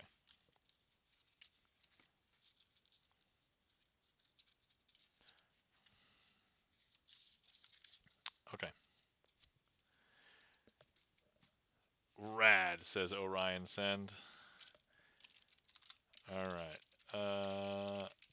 And I don't know when the last time I did this was. I actually don't do this trick that often, I think, on stream. A month ago, okay. Orion Send says, I think that the brand Sharpie came out this special, like, epoxy pen is specifically for plastics, but I think the price versus the value metric isn't worth it. Yeah, I can't really justify buying a specific marker just to write on plastic better if. And the other thing is, like, so these cards aren't as cheap as like the regular playing cards that I use, so I'm like, I'm probably not going to like destroy them because they're meant to be durable, right? So, all right, okay. So first things first, we're gonna grab 4 cards right here. So here we have 1, 2, 3, 4 cards. Okay, so here's what we want to do. I'm gonna go ahead and grab a card and place it down here. We have 3 over here. 1, 2, 3. And I'm going to show you how we palm cards. Now, when a magician palms a card, they might palm a card like this, but if I show you through the windows of my fingers, you might be able to see a glimpse, and that's a magician badly palming a card. So here's what we'll do. If I palm this card but invisibly, like this, I don't know if you can tell, but now if you look at it, there's actually no card there. You won't be able to see it until I place it back down onto the table. And when I place it back down on the table, you will now see it placed. Is that strange? That's very strange, right? Now we're going to break a rule of magic. We're going to do that again. Okay. Once again, if I was to hold this and I palm it poorly, if I open up my windows in my hand, you can see it. But if I go ahead and I palm it but way better, in this case, invisibly, I don't know if you can tell, but look, it's actually there in my hand. It's just invisible. And you won't be able to see it until I place it down on the table. And that's when you'll be able to see it. Did I put it down? I don't think I put it down. There it is. So some people say that the palming does still occur if you look really close. They actually say that it actually goes underneath the skin, right? So that's kind of like their justification for believing that it actually goes underneath. So, you know, if you believe that or not. Anyway. Okay, so we have 7 of hearts. Remember the 7 of hearts for a second. We're going to take the 7 of hearts and we will palm it off of the deck. And here, we'll just show you the other cards. None of those is 7 of hearts, right? Okay, so here's what we're going to do. I'm going to take the 7 of hearts and we are going to go ahead and palm it. So you'll still see it right there just for a second, right? And then what's going to happen is we will palm invisibly right there. I don't know if you can tell. Underneath the skin, if you will. It's just invisible. I'm not cutting my skin for this trick. Come on. You won't be able to see it until I place it down onto the table. However, you'll be able to see it because, and here's the other 3 cards, and you'll know that this is the 7 of hearts. And that, my friends, is the invisible palm with invisible cards, or in this case, the clear plastic cards. But some of them label themselves, this one does not specifically, but some of them call themselves invisible cards. And I'm like, no, they're just clear. They're not until they're invisible is when you make them invisible. Thanks for clearing that, Chan.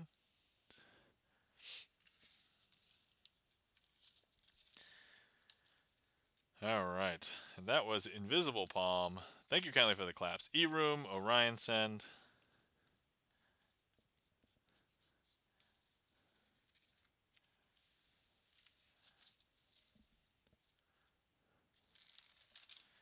All right, I think if that wasn't enough to to satisfy Charlie's redeem. Thank you for the redeem for the clear plastic cards, Charlie. Appreciate it. Thank you so much.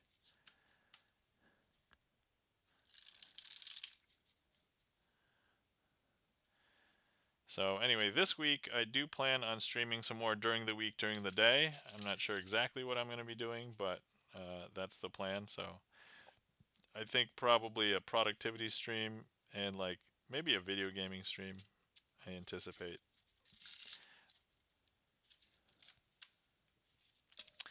All right, so I'm thinking about wrapping up stream in about 25-ish minutes. So If anybody wants to request any magic, the queue's empty. Now's a good time.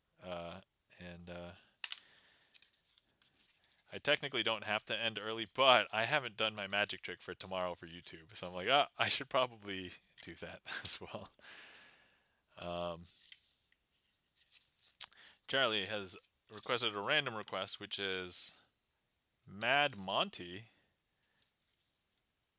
So I'm thinking in my head, can I do that with clear plastic cards? I think I can. Hold on. I think I can do that with clear plastic cards. Let me see. Let me see if I can. All right. All right. Okay.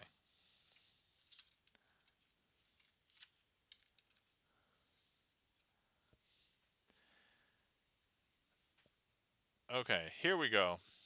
So I've got two cards here. We've got a 5 of diamonds and a 4 of hearts. So if I go ahead, so right now the 5 of diamonds is the one on the top. Okay. So if I go ahead and I rotate this 2 times, 1, 2, which one do you think is on the top? I think a lot of people would say that the 5 of diamonds is still the one that's on the top and the 4 of hearts is still the one on the bottom. Okay, but here's the twist. What happens if I turn it 1, 2, 3 times?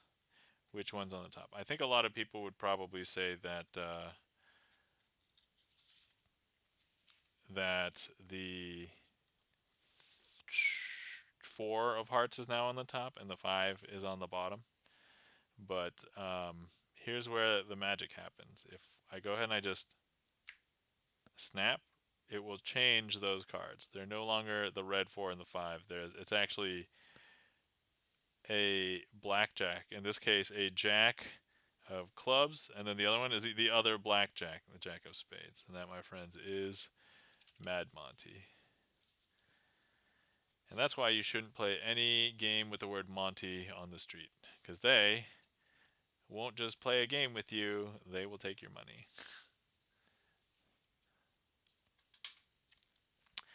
Thanks for clearing that, Chan. Appreciate it. And wait a second. I see the redeem for the applause, but I did not hear it. But we heard other sound alerts earlier. We heard the bang. Hold on. Let me check. Oh my god, that was so delayed. What was that? I guess we're going to hear another one from me in a second. That was also delayed. I just reverse engineered illogical conclusion. Chan, awesome. Great. Yeah, if you needed any help with it, but I mean, it sounds like you just figured it out. To be honest, it just feels better when you figure it out yourself, because then I find that when I figure it out myself, I remember the trick way better versus like being told how it's done. Then I forget those tricks. So thank you, Kenley, for the claps and the applause. Chan the Magic Man, Charlie's Beats, Orion Send. Chan says, oof. Yeah, I know, right? That delay. How long was that? That was like 15 seconds or something? Maybe longer? I don't even know. That was pretty bad, right? Yeah, I don't know what happened. 10 to 15 seconds. Yeah, that's what it felt like to me. So that was rough. That was even strange because it was even slow from my computer. Although I mean, I guess because we're sending it to the sound alert server. So a couple of the bangs were delayed, but not by that much. Yeah, I think I saw them pop up in chat, and then they happened like within a few seconds earlier. So there must be something going on. But all right, hold on. I'm going to attempt to trigger. All right, here we go. We're gonna trigger this. I'm gonna count the second. Actually, wait. Let me. Where's my phone?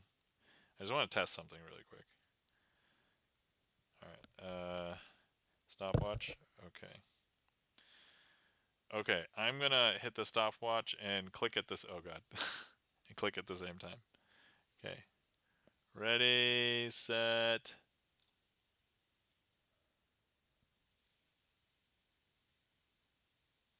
Oh, hold on. I have to start over. I didn't actually initiate the sound. Ready? Okay, that was like 2 seconds. So that was not what happened earlier. Hold on. Let me do the applause again. This is for science. Here we go.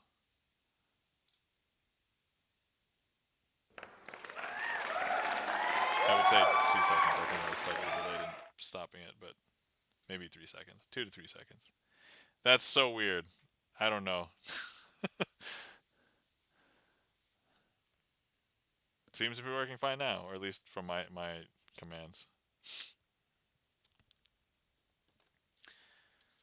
Okay, alright, let's see here.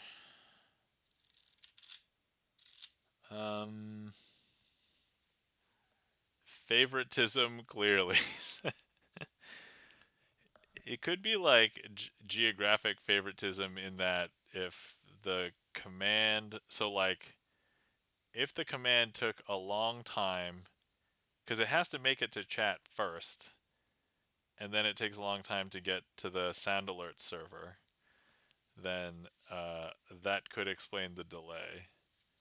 Because it seems like once it hits the, okay, the other possibility is if it hits the sound alert server, but then like the data packets get rerouted and don't come directly here, they have to take a weird roundabout way because there's some outage or something.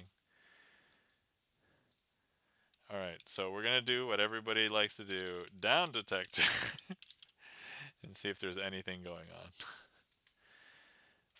It looks like just a couple of specific sites, and most of the internet looks okay. So, alright, maybe just a blip, I hope. I don't know. I don't know. Okay, let's see. So I organized some cards recently. I have a bunch of my duplicate decks that are nicer right here. So one of them that I did not know I had a duplicate of when I bought the second one was I had a Spider-Man deck. And I have not done a Spider-Man trick, so maybe we should come up with one. Oh, I haven't even shuffled this one. Alright, so this one's still in relatively new deck order. So the two Jokers. Have I even shown this deck? I don't even know if I've shown this deck. But here's the Ace of Spades. And then each of the spades looks like they have this like web design. So that looks pretty cool. Wow, this new camera is like wonderful as far as like lighting. It doesn't really focus really close up things, but otherwise. Okay, and here's some face cards. That looks like Nick Fury. This is I don't remember her name. Spider-Man. Spooderman, says Orion Send. And then here is, so this must be like the Avengers one, because this is obviously Iron Man. Oh no, actually no. In Spider-Man, Iron Man plays a role in like a couple of the movies. So, oh yeah, but we still have the spider web. So that's like a web design on each diamond. That one doesn't come in as clear.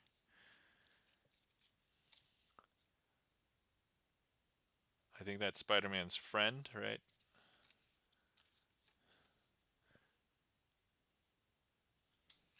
And then Spider-Man again. And then this is that Green Goblin? Yeah. Are all the queens Mary Jane? Is that Mary Jane? Oh, here's Mysterio. Not sure who this is. Cool deck. Awesome. Yeah.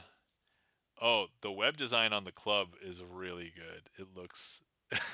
if only it could focus. Hold on. Come on. All right. I think there's enough detail you guys can make it out. But yeah, it looks really good on the club. And then here's the ace of club. And then let's see, Spider-Man, he's doing the I love you, but spider spider web shooting. And then, is that Aunt May? Probably makes the most sense. And then that's, is that Tony Stark? Or is that somebody else? All right, and then all the hearts, and then here's the Ace of Hearts. Okay.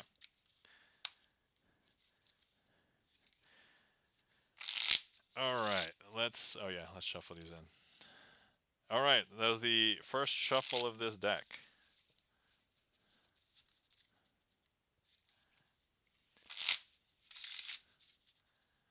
Wow, these feel really brand new.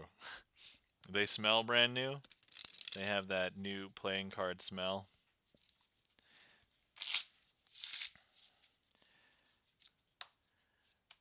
Okay, let's pretend this is also Spider-Man Into the Multiverse. Yeah, is that it? Right? Okay, so all the kings are Spider-Man. So let me get all the kings. Let me get all the Spider-Men. Okay, so each one of these Spider-Men are from a different multiverse, okay? And but in that movie, so the Spider-Man of Hearts, um, the Spider-Man of Clubs, the Spider-Man of Diamonds, and the Spider-Man of Spades. So here's the Spider-Man of Spades, and we're going to go ahead and place all of the other Spider-Men out like this. And all of the Spider-Men are going to need to gather here by the end of the trick, because this is the Into the Spider-Verse movie. Okay, so I'm going to go ahead and place 3 other cards on top of each of the Spider-Men. Is the plural of Spider-Man Spider-Mans, or is it Spider-Men? What makes more sense? Do you guys have an opinion? These are the questions that plague me.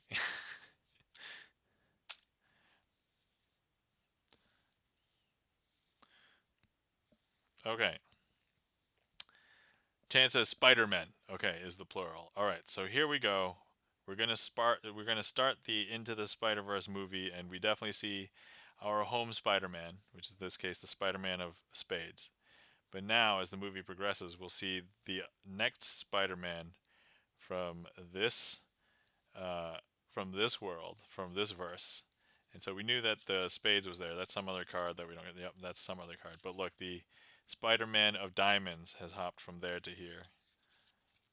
Because now if we take a look, there's actually no Spider-Man here. Okay, and then as the movie progresses again, we will see some more Spider-Verse. And as we progress watching the movie, we will see this here. Orion says, all I know is that Spider-Man pointing meme wasn't cool enough to keep up with post Toby. Okay, so here we have the Spider-Man of Spades, which we knew was here, the Spider-Man of Diamonds, and then of course we have the Spider-Man of Clubs, which this isn't really a Spider-Man, is it? That's just, all right. Oh yes, and of course there's no Spider-Man there. And then finally, the one from this movie, we will see the Spider-Man of Hearts, the Spider-Man of Clubs, the Spider-Man of Diamonds, and of course, the Spider-Man of Spades. Now, you might be thinking, hey, there's some sleight of hand shenanigans, and to that I would say, yep, you're right, you're watching a sleight of hand card magic stream. But what we're going to do is, I'm going to go ahead and take the spades and put it into this pile here. And so, these Spider-Men will need to rescue our home Spider-Man. And if they just look over this verse, they won't be able to get them without grabbing in there. So they go 1, 2, and they're gonna get them. I don't know if you saw, but we have the Spider-Man of Hearts, the Spider-Man of Clubs, the Spider-Man of Diamonds, and here's our Spider-Man of Spades. And if we take a look, there's no Spider-Man here. And that, my friends, is an Ace Assembly, but themed as Spider-Man Into the Spider-Verse.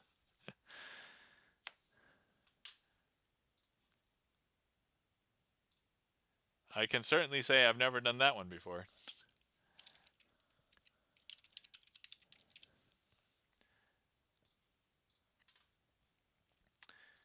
All right. Thank you kindly for the claps. Chan the Magic Man. E-Room. Thanks for clearing that, Chan. Orion Zen says, he leapt to freedom. He did. That's, yeah, I can most certainly say I almost never throw a card like that, so very legitimate. All right, cool.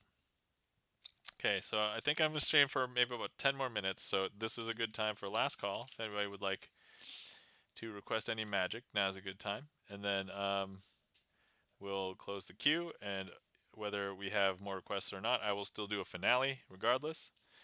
And then we'll probably find somebody to raid.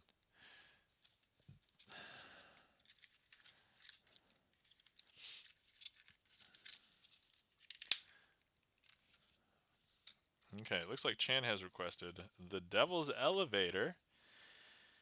And you know what? I should use the Spider-Man cards. That's I should totally do that.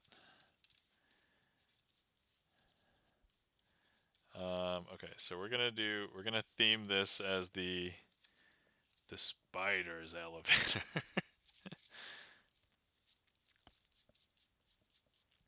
Okay, let's see here. You know what? We're gonna use the hearts. 2, 3, 4, 5.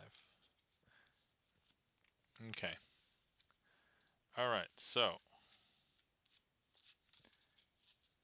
All right. Here we have 8 cards.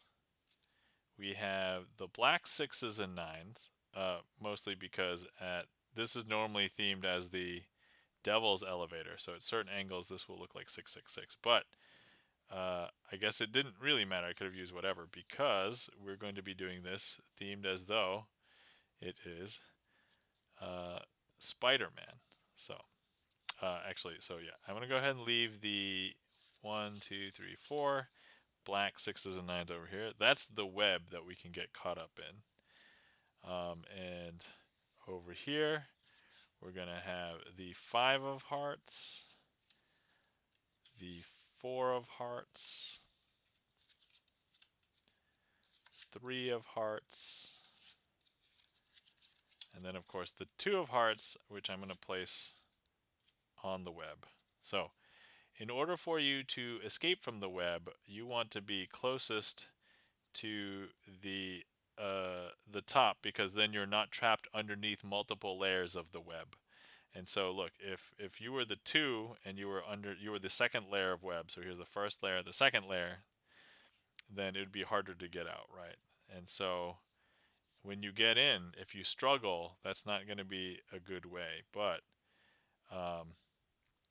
if you try and get the help of Spider-Man to come help you, then in this case, you can escape. Ah, thank you for the ding to the uppermost level, and you are now able to get out because you're not trapped underneath multiple layers of web. And so now we're going to go ahead and grab the 3, which I will show you is there, but we're going to go ahead and place the 3 in underneath 2 layers of web. So it's the first, second, and now you're in the 3rd layer of web. So it's very difficult to get out. However, you need to ring your cell phone so you can call Spider-Man to save you from this web. And so, thanks for the ding, Chan. I don't know if you realize, but that ding has brought you from the 3rd level of web all the way up to the top. You've now cleared all the web on top of you, and now you are free.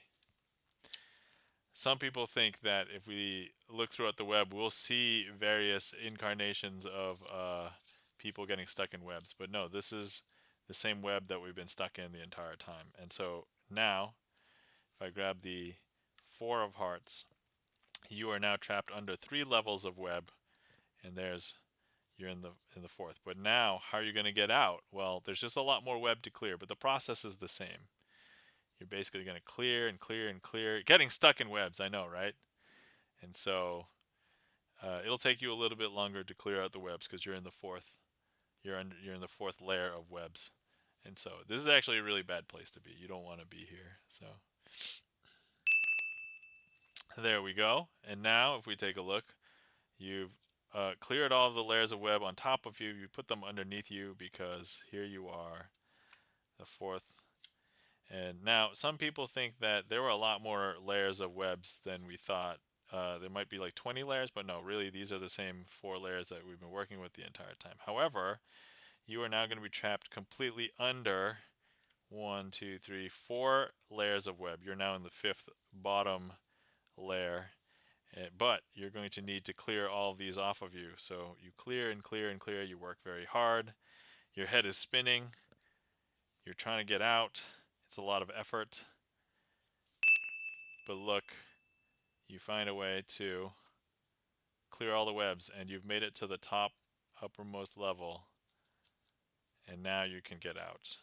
And you look back at the web, and look, the web, if you weren't able to get out, would screw you. Pun intended. All right. And that, my friends, is the Devil's Elevator, but themed as getting caught in a web and calling Spider-Man for help, or clearing it away yourself. Thanks for clearing that, Chan, and thank you for the request. Hopefully you guys enjoyed that re-theme. I can't say I've ever done that trick either, so that was... Thank you kindly for the claps. E-Room, Orion Sen, Chan the Magic Man. Thank you. Hopefully you guys enjoyed. So, full disclosure, I don't know that much about Spider-Man. I've seen a handful of the movies. I used to watch the Spider-Man cartoon as a kid, but I've only read like 3 of the Spider-Man comics. So, and they were all it was like a redux version of the with power comes responsibility, I think. So, it was like a remastered collection, but it was like they stripped out a bunch of stuff from what I'm told. So, yeah. But anyway, so that's that. Okay, let's see. Tonight, what do I want to end with tonight? Tonight we dine on turtle soup. No, that's not what I want to do. I don't even know if turtle soup would be good. Let's see here. Which finale have I not done in a while? Or have I done them all kind of equidistant away? Let me see. That one was 1 week ago. Alright, so not that one.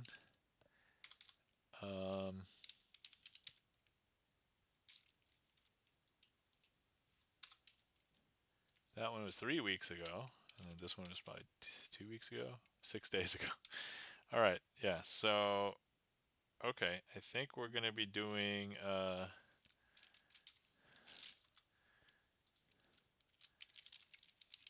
we're going to do this one.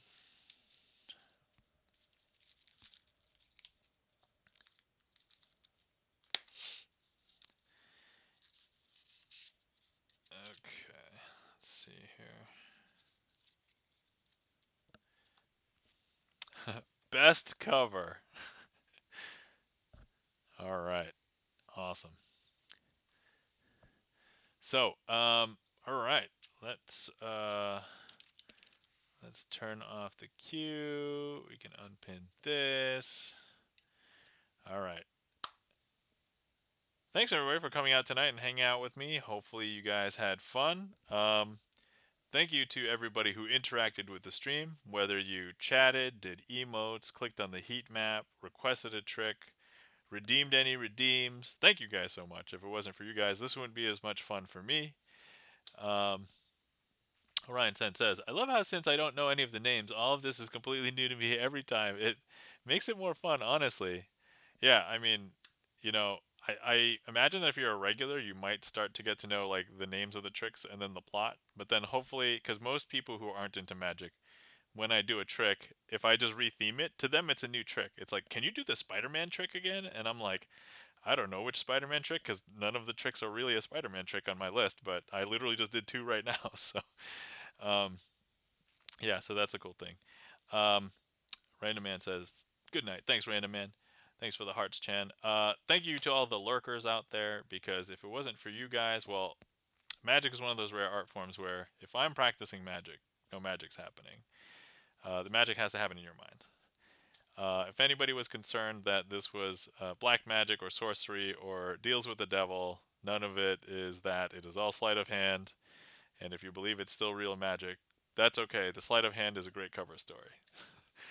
Um, all right, and guys, if you are not following our friends and mods, if you haven't given them some mod love and followed them, please give Chan the Magic Man a follow. Chan the Magic Man is a fellow magician on Twitch and does Magic Mondays. If you do catch him streaming on other times, he might be playing retro games, might be playing community games or Grand Theft Auto. So, but definitely give Chan a follow. Yeah, thanks for the disclaimer, Chan. And then also, if you're not following our friend and mod Gibson Lens, Gibson Lens is a pianist, has composed a lot of his own originals, and has released his first album months ago. And actually, you can listen to all of the album for free at that ungilded link there. So check out that link tree. And let's see. I think that is it. Thank you, Charlie's Beats, for the resub today. Greatly appreciate it. For 28 months, Charlie, thank you. It's over 2 years. Oh my god, I've been streaming for over 2 years. Holy crap. That's insane. Man, it almost feels like yesterday. I know it wasn't just yesterday, but it doesn't feel like it's been 2.5 years. It feels like it's been like maybe a year that I've been streaming. But man, time flies when you're having fun, I guess. Orion Sen says, "Well, I was always fascinated by illusions, sleight of hand, etc., but a lot was rebranded during the celebrity magician era on cable." Yeah. So some people argue that. So, for example, Orion Sen, that's a very interesting and cool point to bring up because a lot of people believe that when the masked magician appeared on TV for the first time, exposing magic secrets, so the magician whom that was wanted to keep the mask on for a long time and then just reveal at the very end of the show. But that magician got a lot of flack for revealing those secrets. However, I believe that a lot of young people at the time who were watching those, me included, were interested in magic. Now, I didn't get into it like I did, now back then, but like I think it planted the seed. But I know that other people who watched that got into it. And so similar things with like Penn and Teller, how they will do tricks and expose them, like doing the cups and balls but with clear cups. That it certainly exposes the trick, but then it really exposes like the beauty of like their choreography, how much they planned, how what they say, the pattern during their trick, and it's just like, and these things I think all help increase the number of magicians. The problem is we don't want everybody to know all of the secrets, but we want enough secrets to be out there so that we can get new magicians, right? And so yeah, but yeah, a lot of tricks now that don't seem like they might be original are probably not original. They're just like reworkings of older tricks. And so, um, even if you see a big new trick and it looks like it could be simplified down a little bit, it probably is it's a more complicated version of an older trick that was the simpler version. So, anyway, there's probably a lot of words to basically describe. Yep, that's the thing. Yeah. Orion Sen says Penn and Teller, ironically, were the ones who exposed his face. Ironic, but also a lot of stuff. The Masked Magician were like Houdini era illusions. Yeah. So yeah, so the Masked Magician that appeared on, I forgot, was it Fox TV? That was Valentino. And then from what I know, I believe that he had to stop performing magic because he received so much criticism and like very harsh words and stuff. So Um, but I mean, I'm a little biased in that I was affected by those television specials. I guess if I was like a working magician at that point, like it would probably be offensive because it's like, hey, I'm making money from this trick that you've now exposed the secret to. And so, that could be a little spicy. But yeah, yeah, Penn and Teller are known as like the bad boys of magic because they exposed so much and they just kind of put it plainly out there. Like one of their famous trick demonstrations was just describing the different things that a magician would do.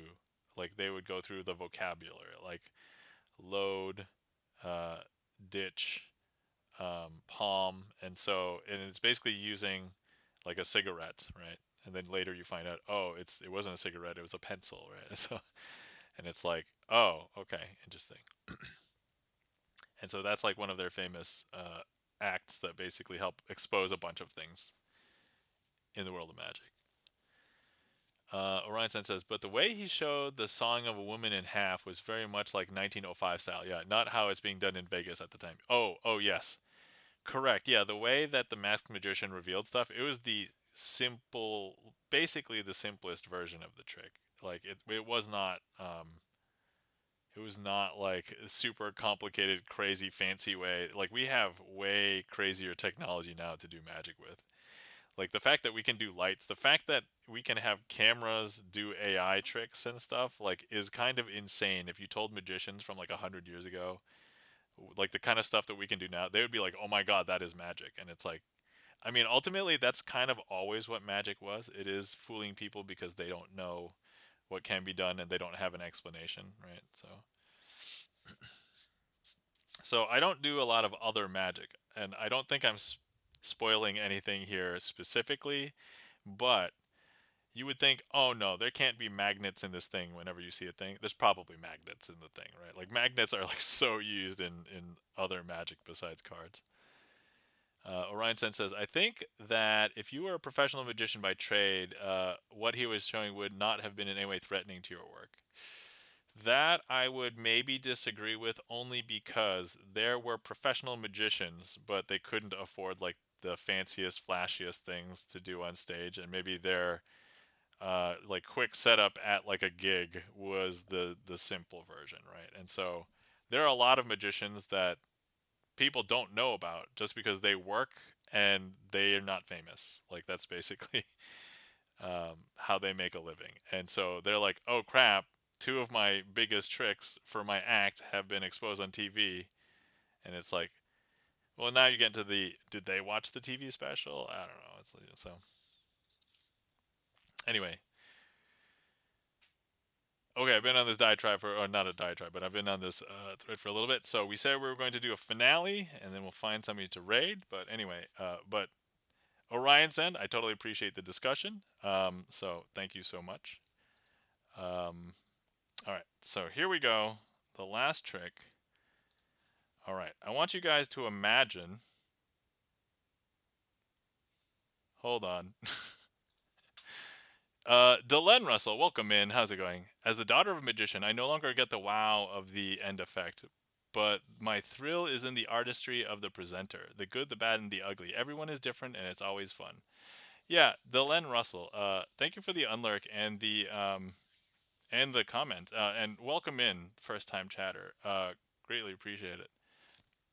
So I'm, yeah. So so you're a daughter of a magician. I'm now a magician, and like I also understand how a lot of tricks are done. And when I watch magic, I still love watching magic, right? And sometimes I'm not surprised at what can be done or how it can be achieved.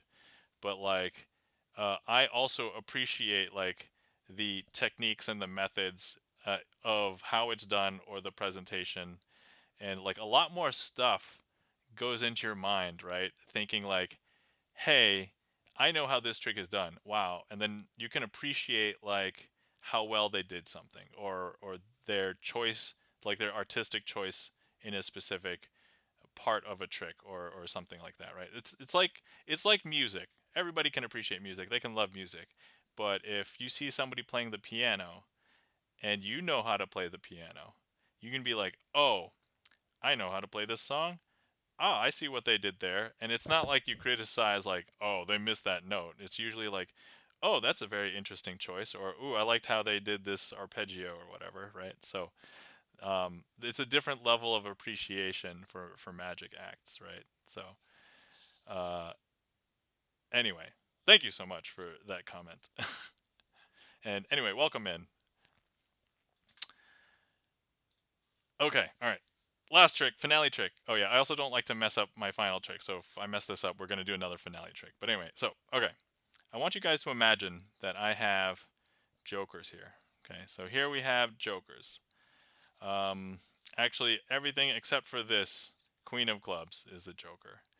I also want you to imagine the Queen of Clubs. Not that you actually saw it, but there's the Queen of Clubs. I also want you to imagine that all of the jokers are blue backed, and the Queen of Clubs is actually red backed. I just want you to imagine. Okay, so here's what we're going to do. If I go ahead and I take the Queen of Clubs and I place it underneath the table, I'm going to go ahead and throw it through the table, through my hand, into my palm, and it is back inside of the pile, because if I show you, it's back. I know, is that strange? That's very strange, right? Now if I go ahead and I take it and I place it underneath the table, I throw it through the table, through the mat, through my hand, back into my palm, and I show you, it's actually going to appear right there. Here, we'll do it one more time. Through the table, through the mat, through my hand, back into my palm. And if I show you, it is back here. Now remember at the beginning of the trick I told you to imagine that the Queen of Clubs was in my hand. Well, I think you had a really good imagination, because if we take a look at the red backed card, it is actually not a Queen of Clubs at all.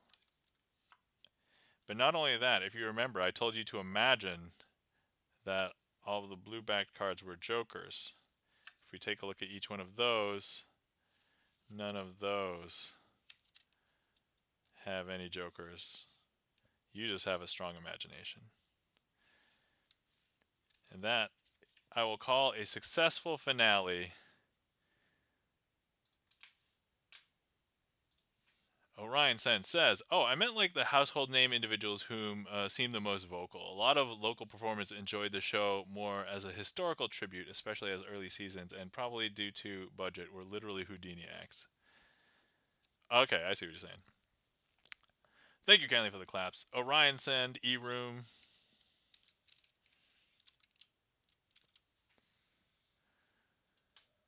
All right. So, let's see. I think that smooth, says Delenn Russell. Thank you. Delenn Russell, were you here for more than one trick or just for that trick? Because I did do a bunch of other tricks. Actually, how many tricks did we do tonight? I think we did like 15 tricks. Hold on. I can check the stats. Oh, man, we did a lot of tricks today. We did 18 tricks today in the last couple of hours. But anyway, I forgot to also mention, if anybody wants to see more of me and I'm not around, please feel free to check out my YouTube channel. I'm making lots of new content on the YouTube channel. I have over 300 magic tricks posted, performances. I'm doing quick tricks, which basically don't have any patter, because that's mostly what YouTube likes, so I'm going to do more of that. I'm doing some... I'm not doing exposure videos like open to the public, but they are members only, so I'm going to start doing more of those. I have one of those up. That's brand new. So please feel free to check out my YouTube channel, and let's see. Delenn Russell says, oh, I was here since Spider-Man showed up. Okay, got it. Orion Sen says, what an excellent way to word it. Excellent. Nice. Okay, cool. So you did see something more than just the finale. All right. Excellent. Thank you. Yeah, so if you want to see some more, there it is. If you want to see any of my old VODs, so I've been doing streams, I guess, for over two years now. If anybody wants to catch the VODs, I moved all of them from my old YouTube channel to this second new YouTube channel. I'm not planning on growing this. I just put all the VODs over there. So if anybody wants to check those out, feel free. Delenn Russell says, "Oh, but I've looked at about a half a dozen streams at least." Oh, well, thank you kindly, Delenn, for all the previous lurks and today. And I'm happy you decided to chat today. So thank you. I appreciate it. Yeah, FYI, if anybody didn't know, I guess this is probably good. So I am trying to power out as much as I can from my YouTube and my Twitch because I recently lost my job in tech.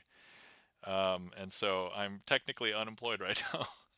So, but I monetize on YouTube. So even if you just play some of the long playlists on my main YouTube channel, even if you don't actually watch it, it'll probably help, I hope.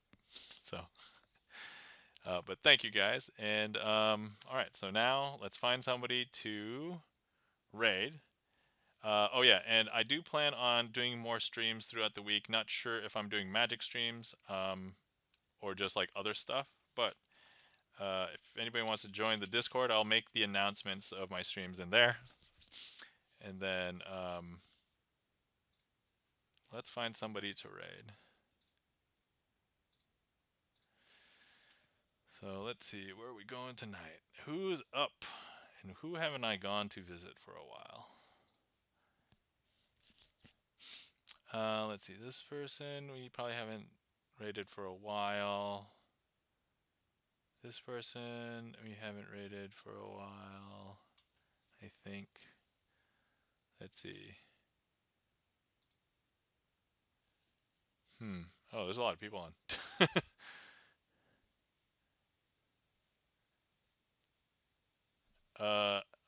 Let me see. Let me check my stream spreadsheet. When was the last time? Let's see. We've rated this person in 2024 once. Okay, maybe we'll raid that person. Hold on. Let me just check and make sure that they're still going to be going on for a while before we commit. My fear is like they will have rated out by the time I look at the list again.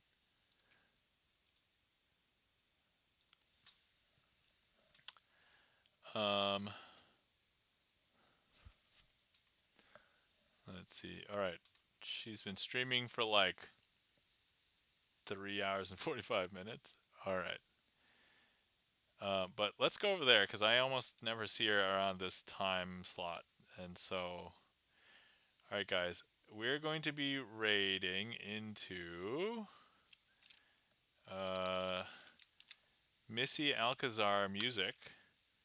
So let's go over there. If you want to copy a raid call, raid chains won't destroy us anyhow. So if you want to copy a raid call if you're not subbed, you can copy that one. If you want to copy if you are subbed, copy this one, and then I can start the raid here. So yeah, Missy Alcazar Music, pianist, and used to be a dueling pianist. I've lurked in there a few times, hung out a couple times, but yeah. So overall, fun time. Okay, and here's the sub raid if anybody wants to see what it looks like and you're subbed. Okay, cool. So anyway, once again, thank you so much to everybody coming to hang out. It was great seeing you. And I don't know if you guys know, I'm obviously still streaming because I probably need it more now than I have like really ever. So thank you so much for being here and hanging out and everything. So remember to hydrate and stretch and get good sleep and take care of yourselves, everybody. So good to see you, and we'll see you around. All right. Bye.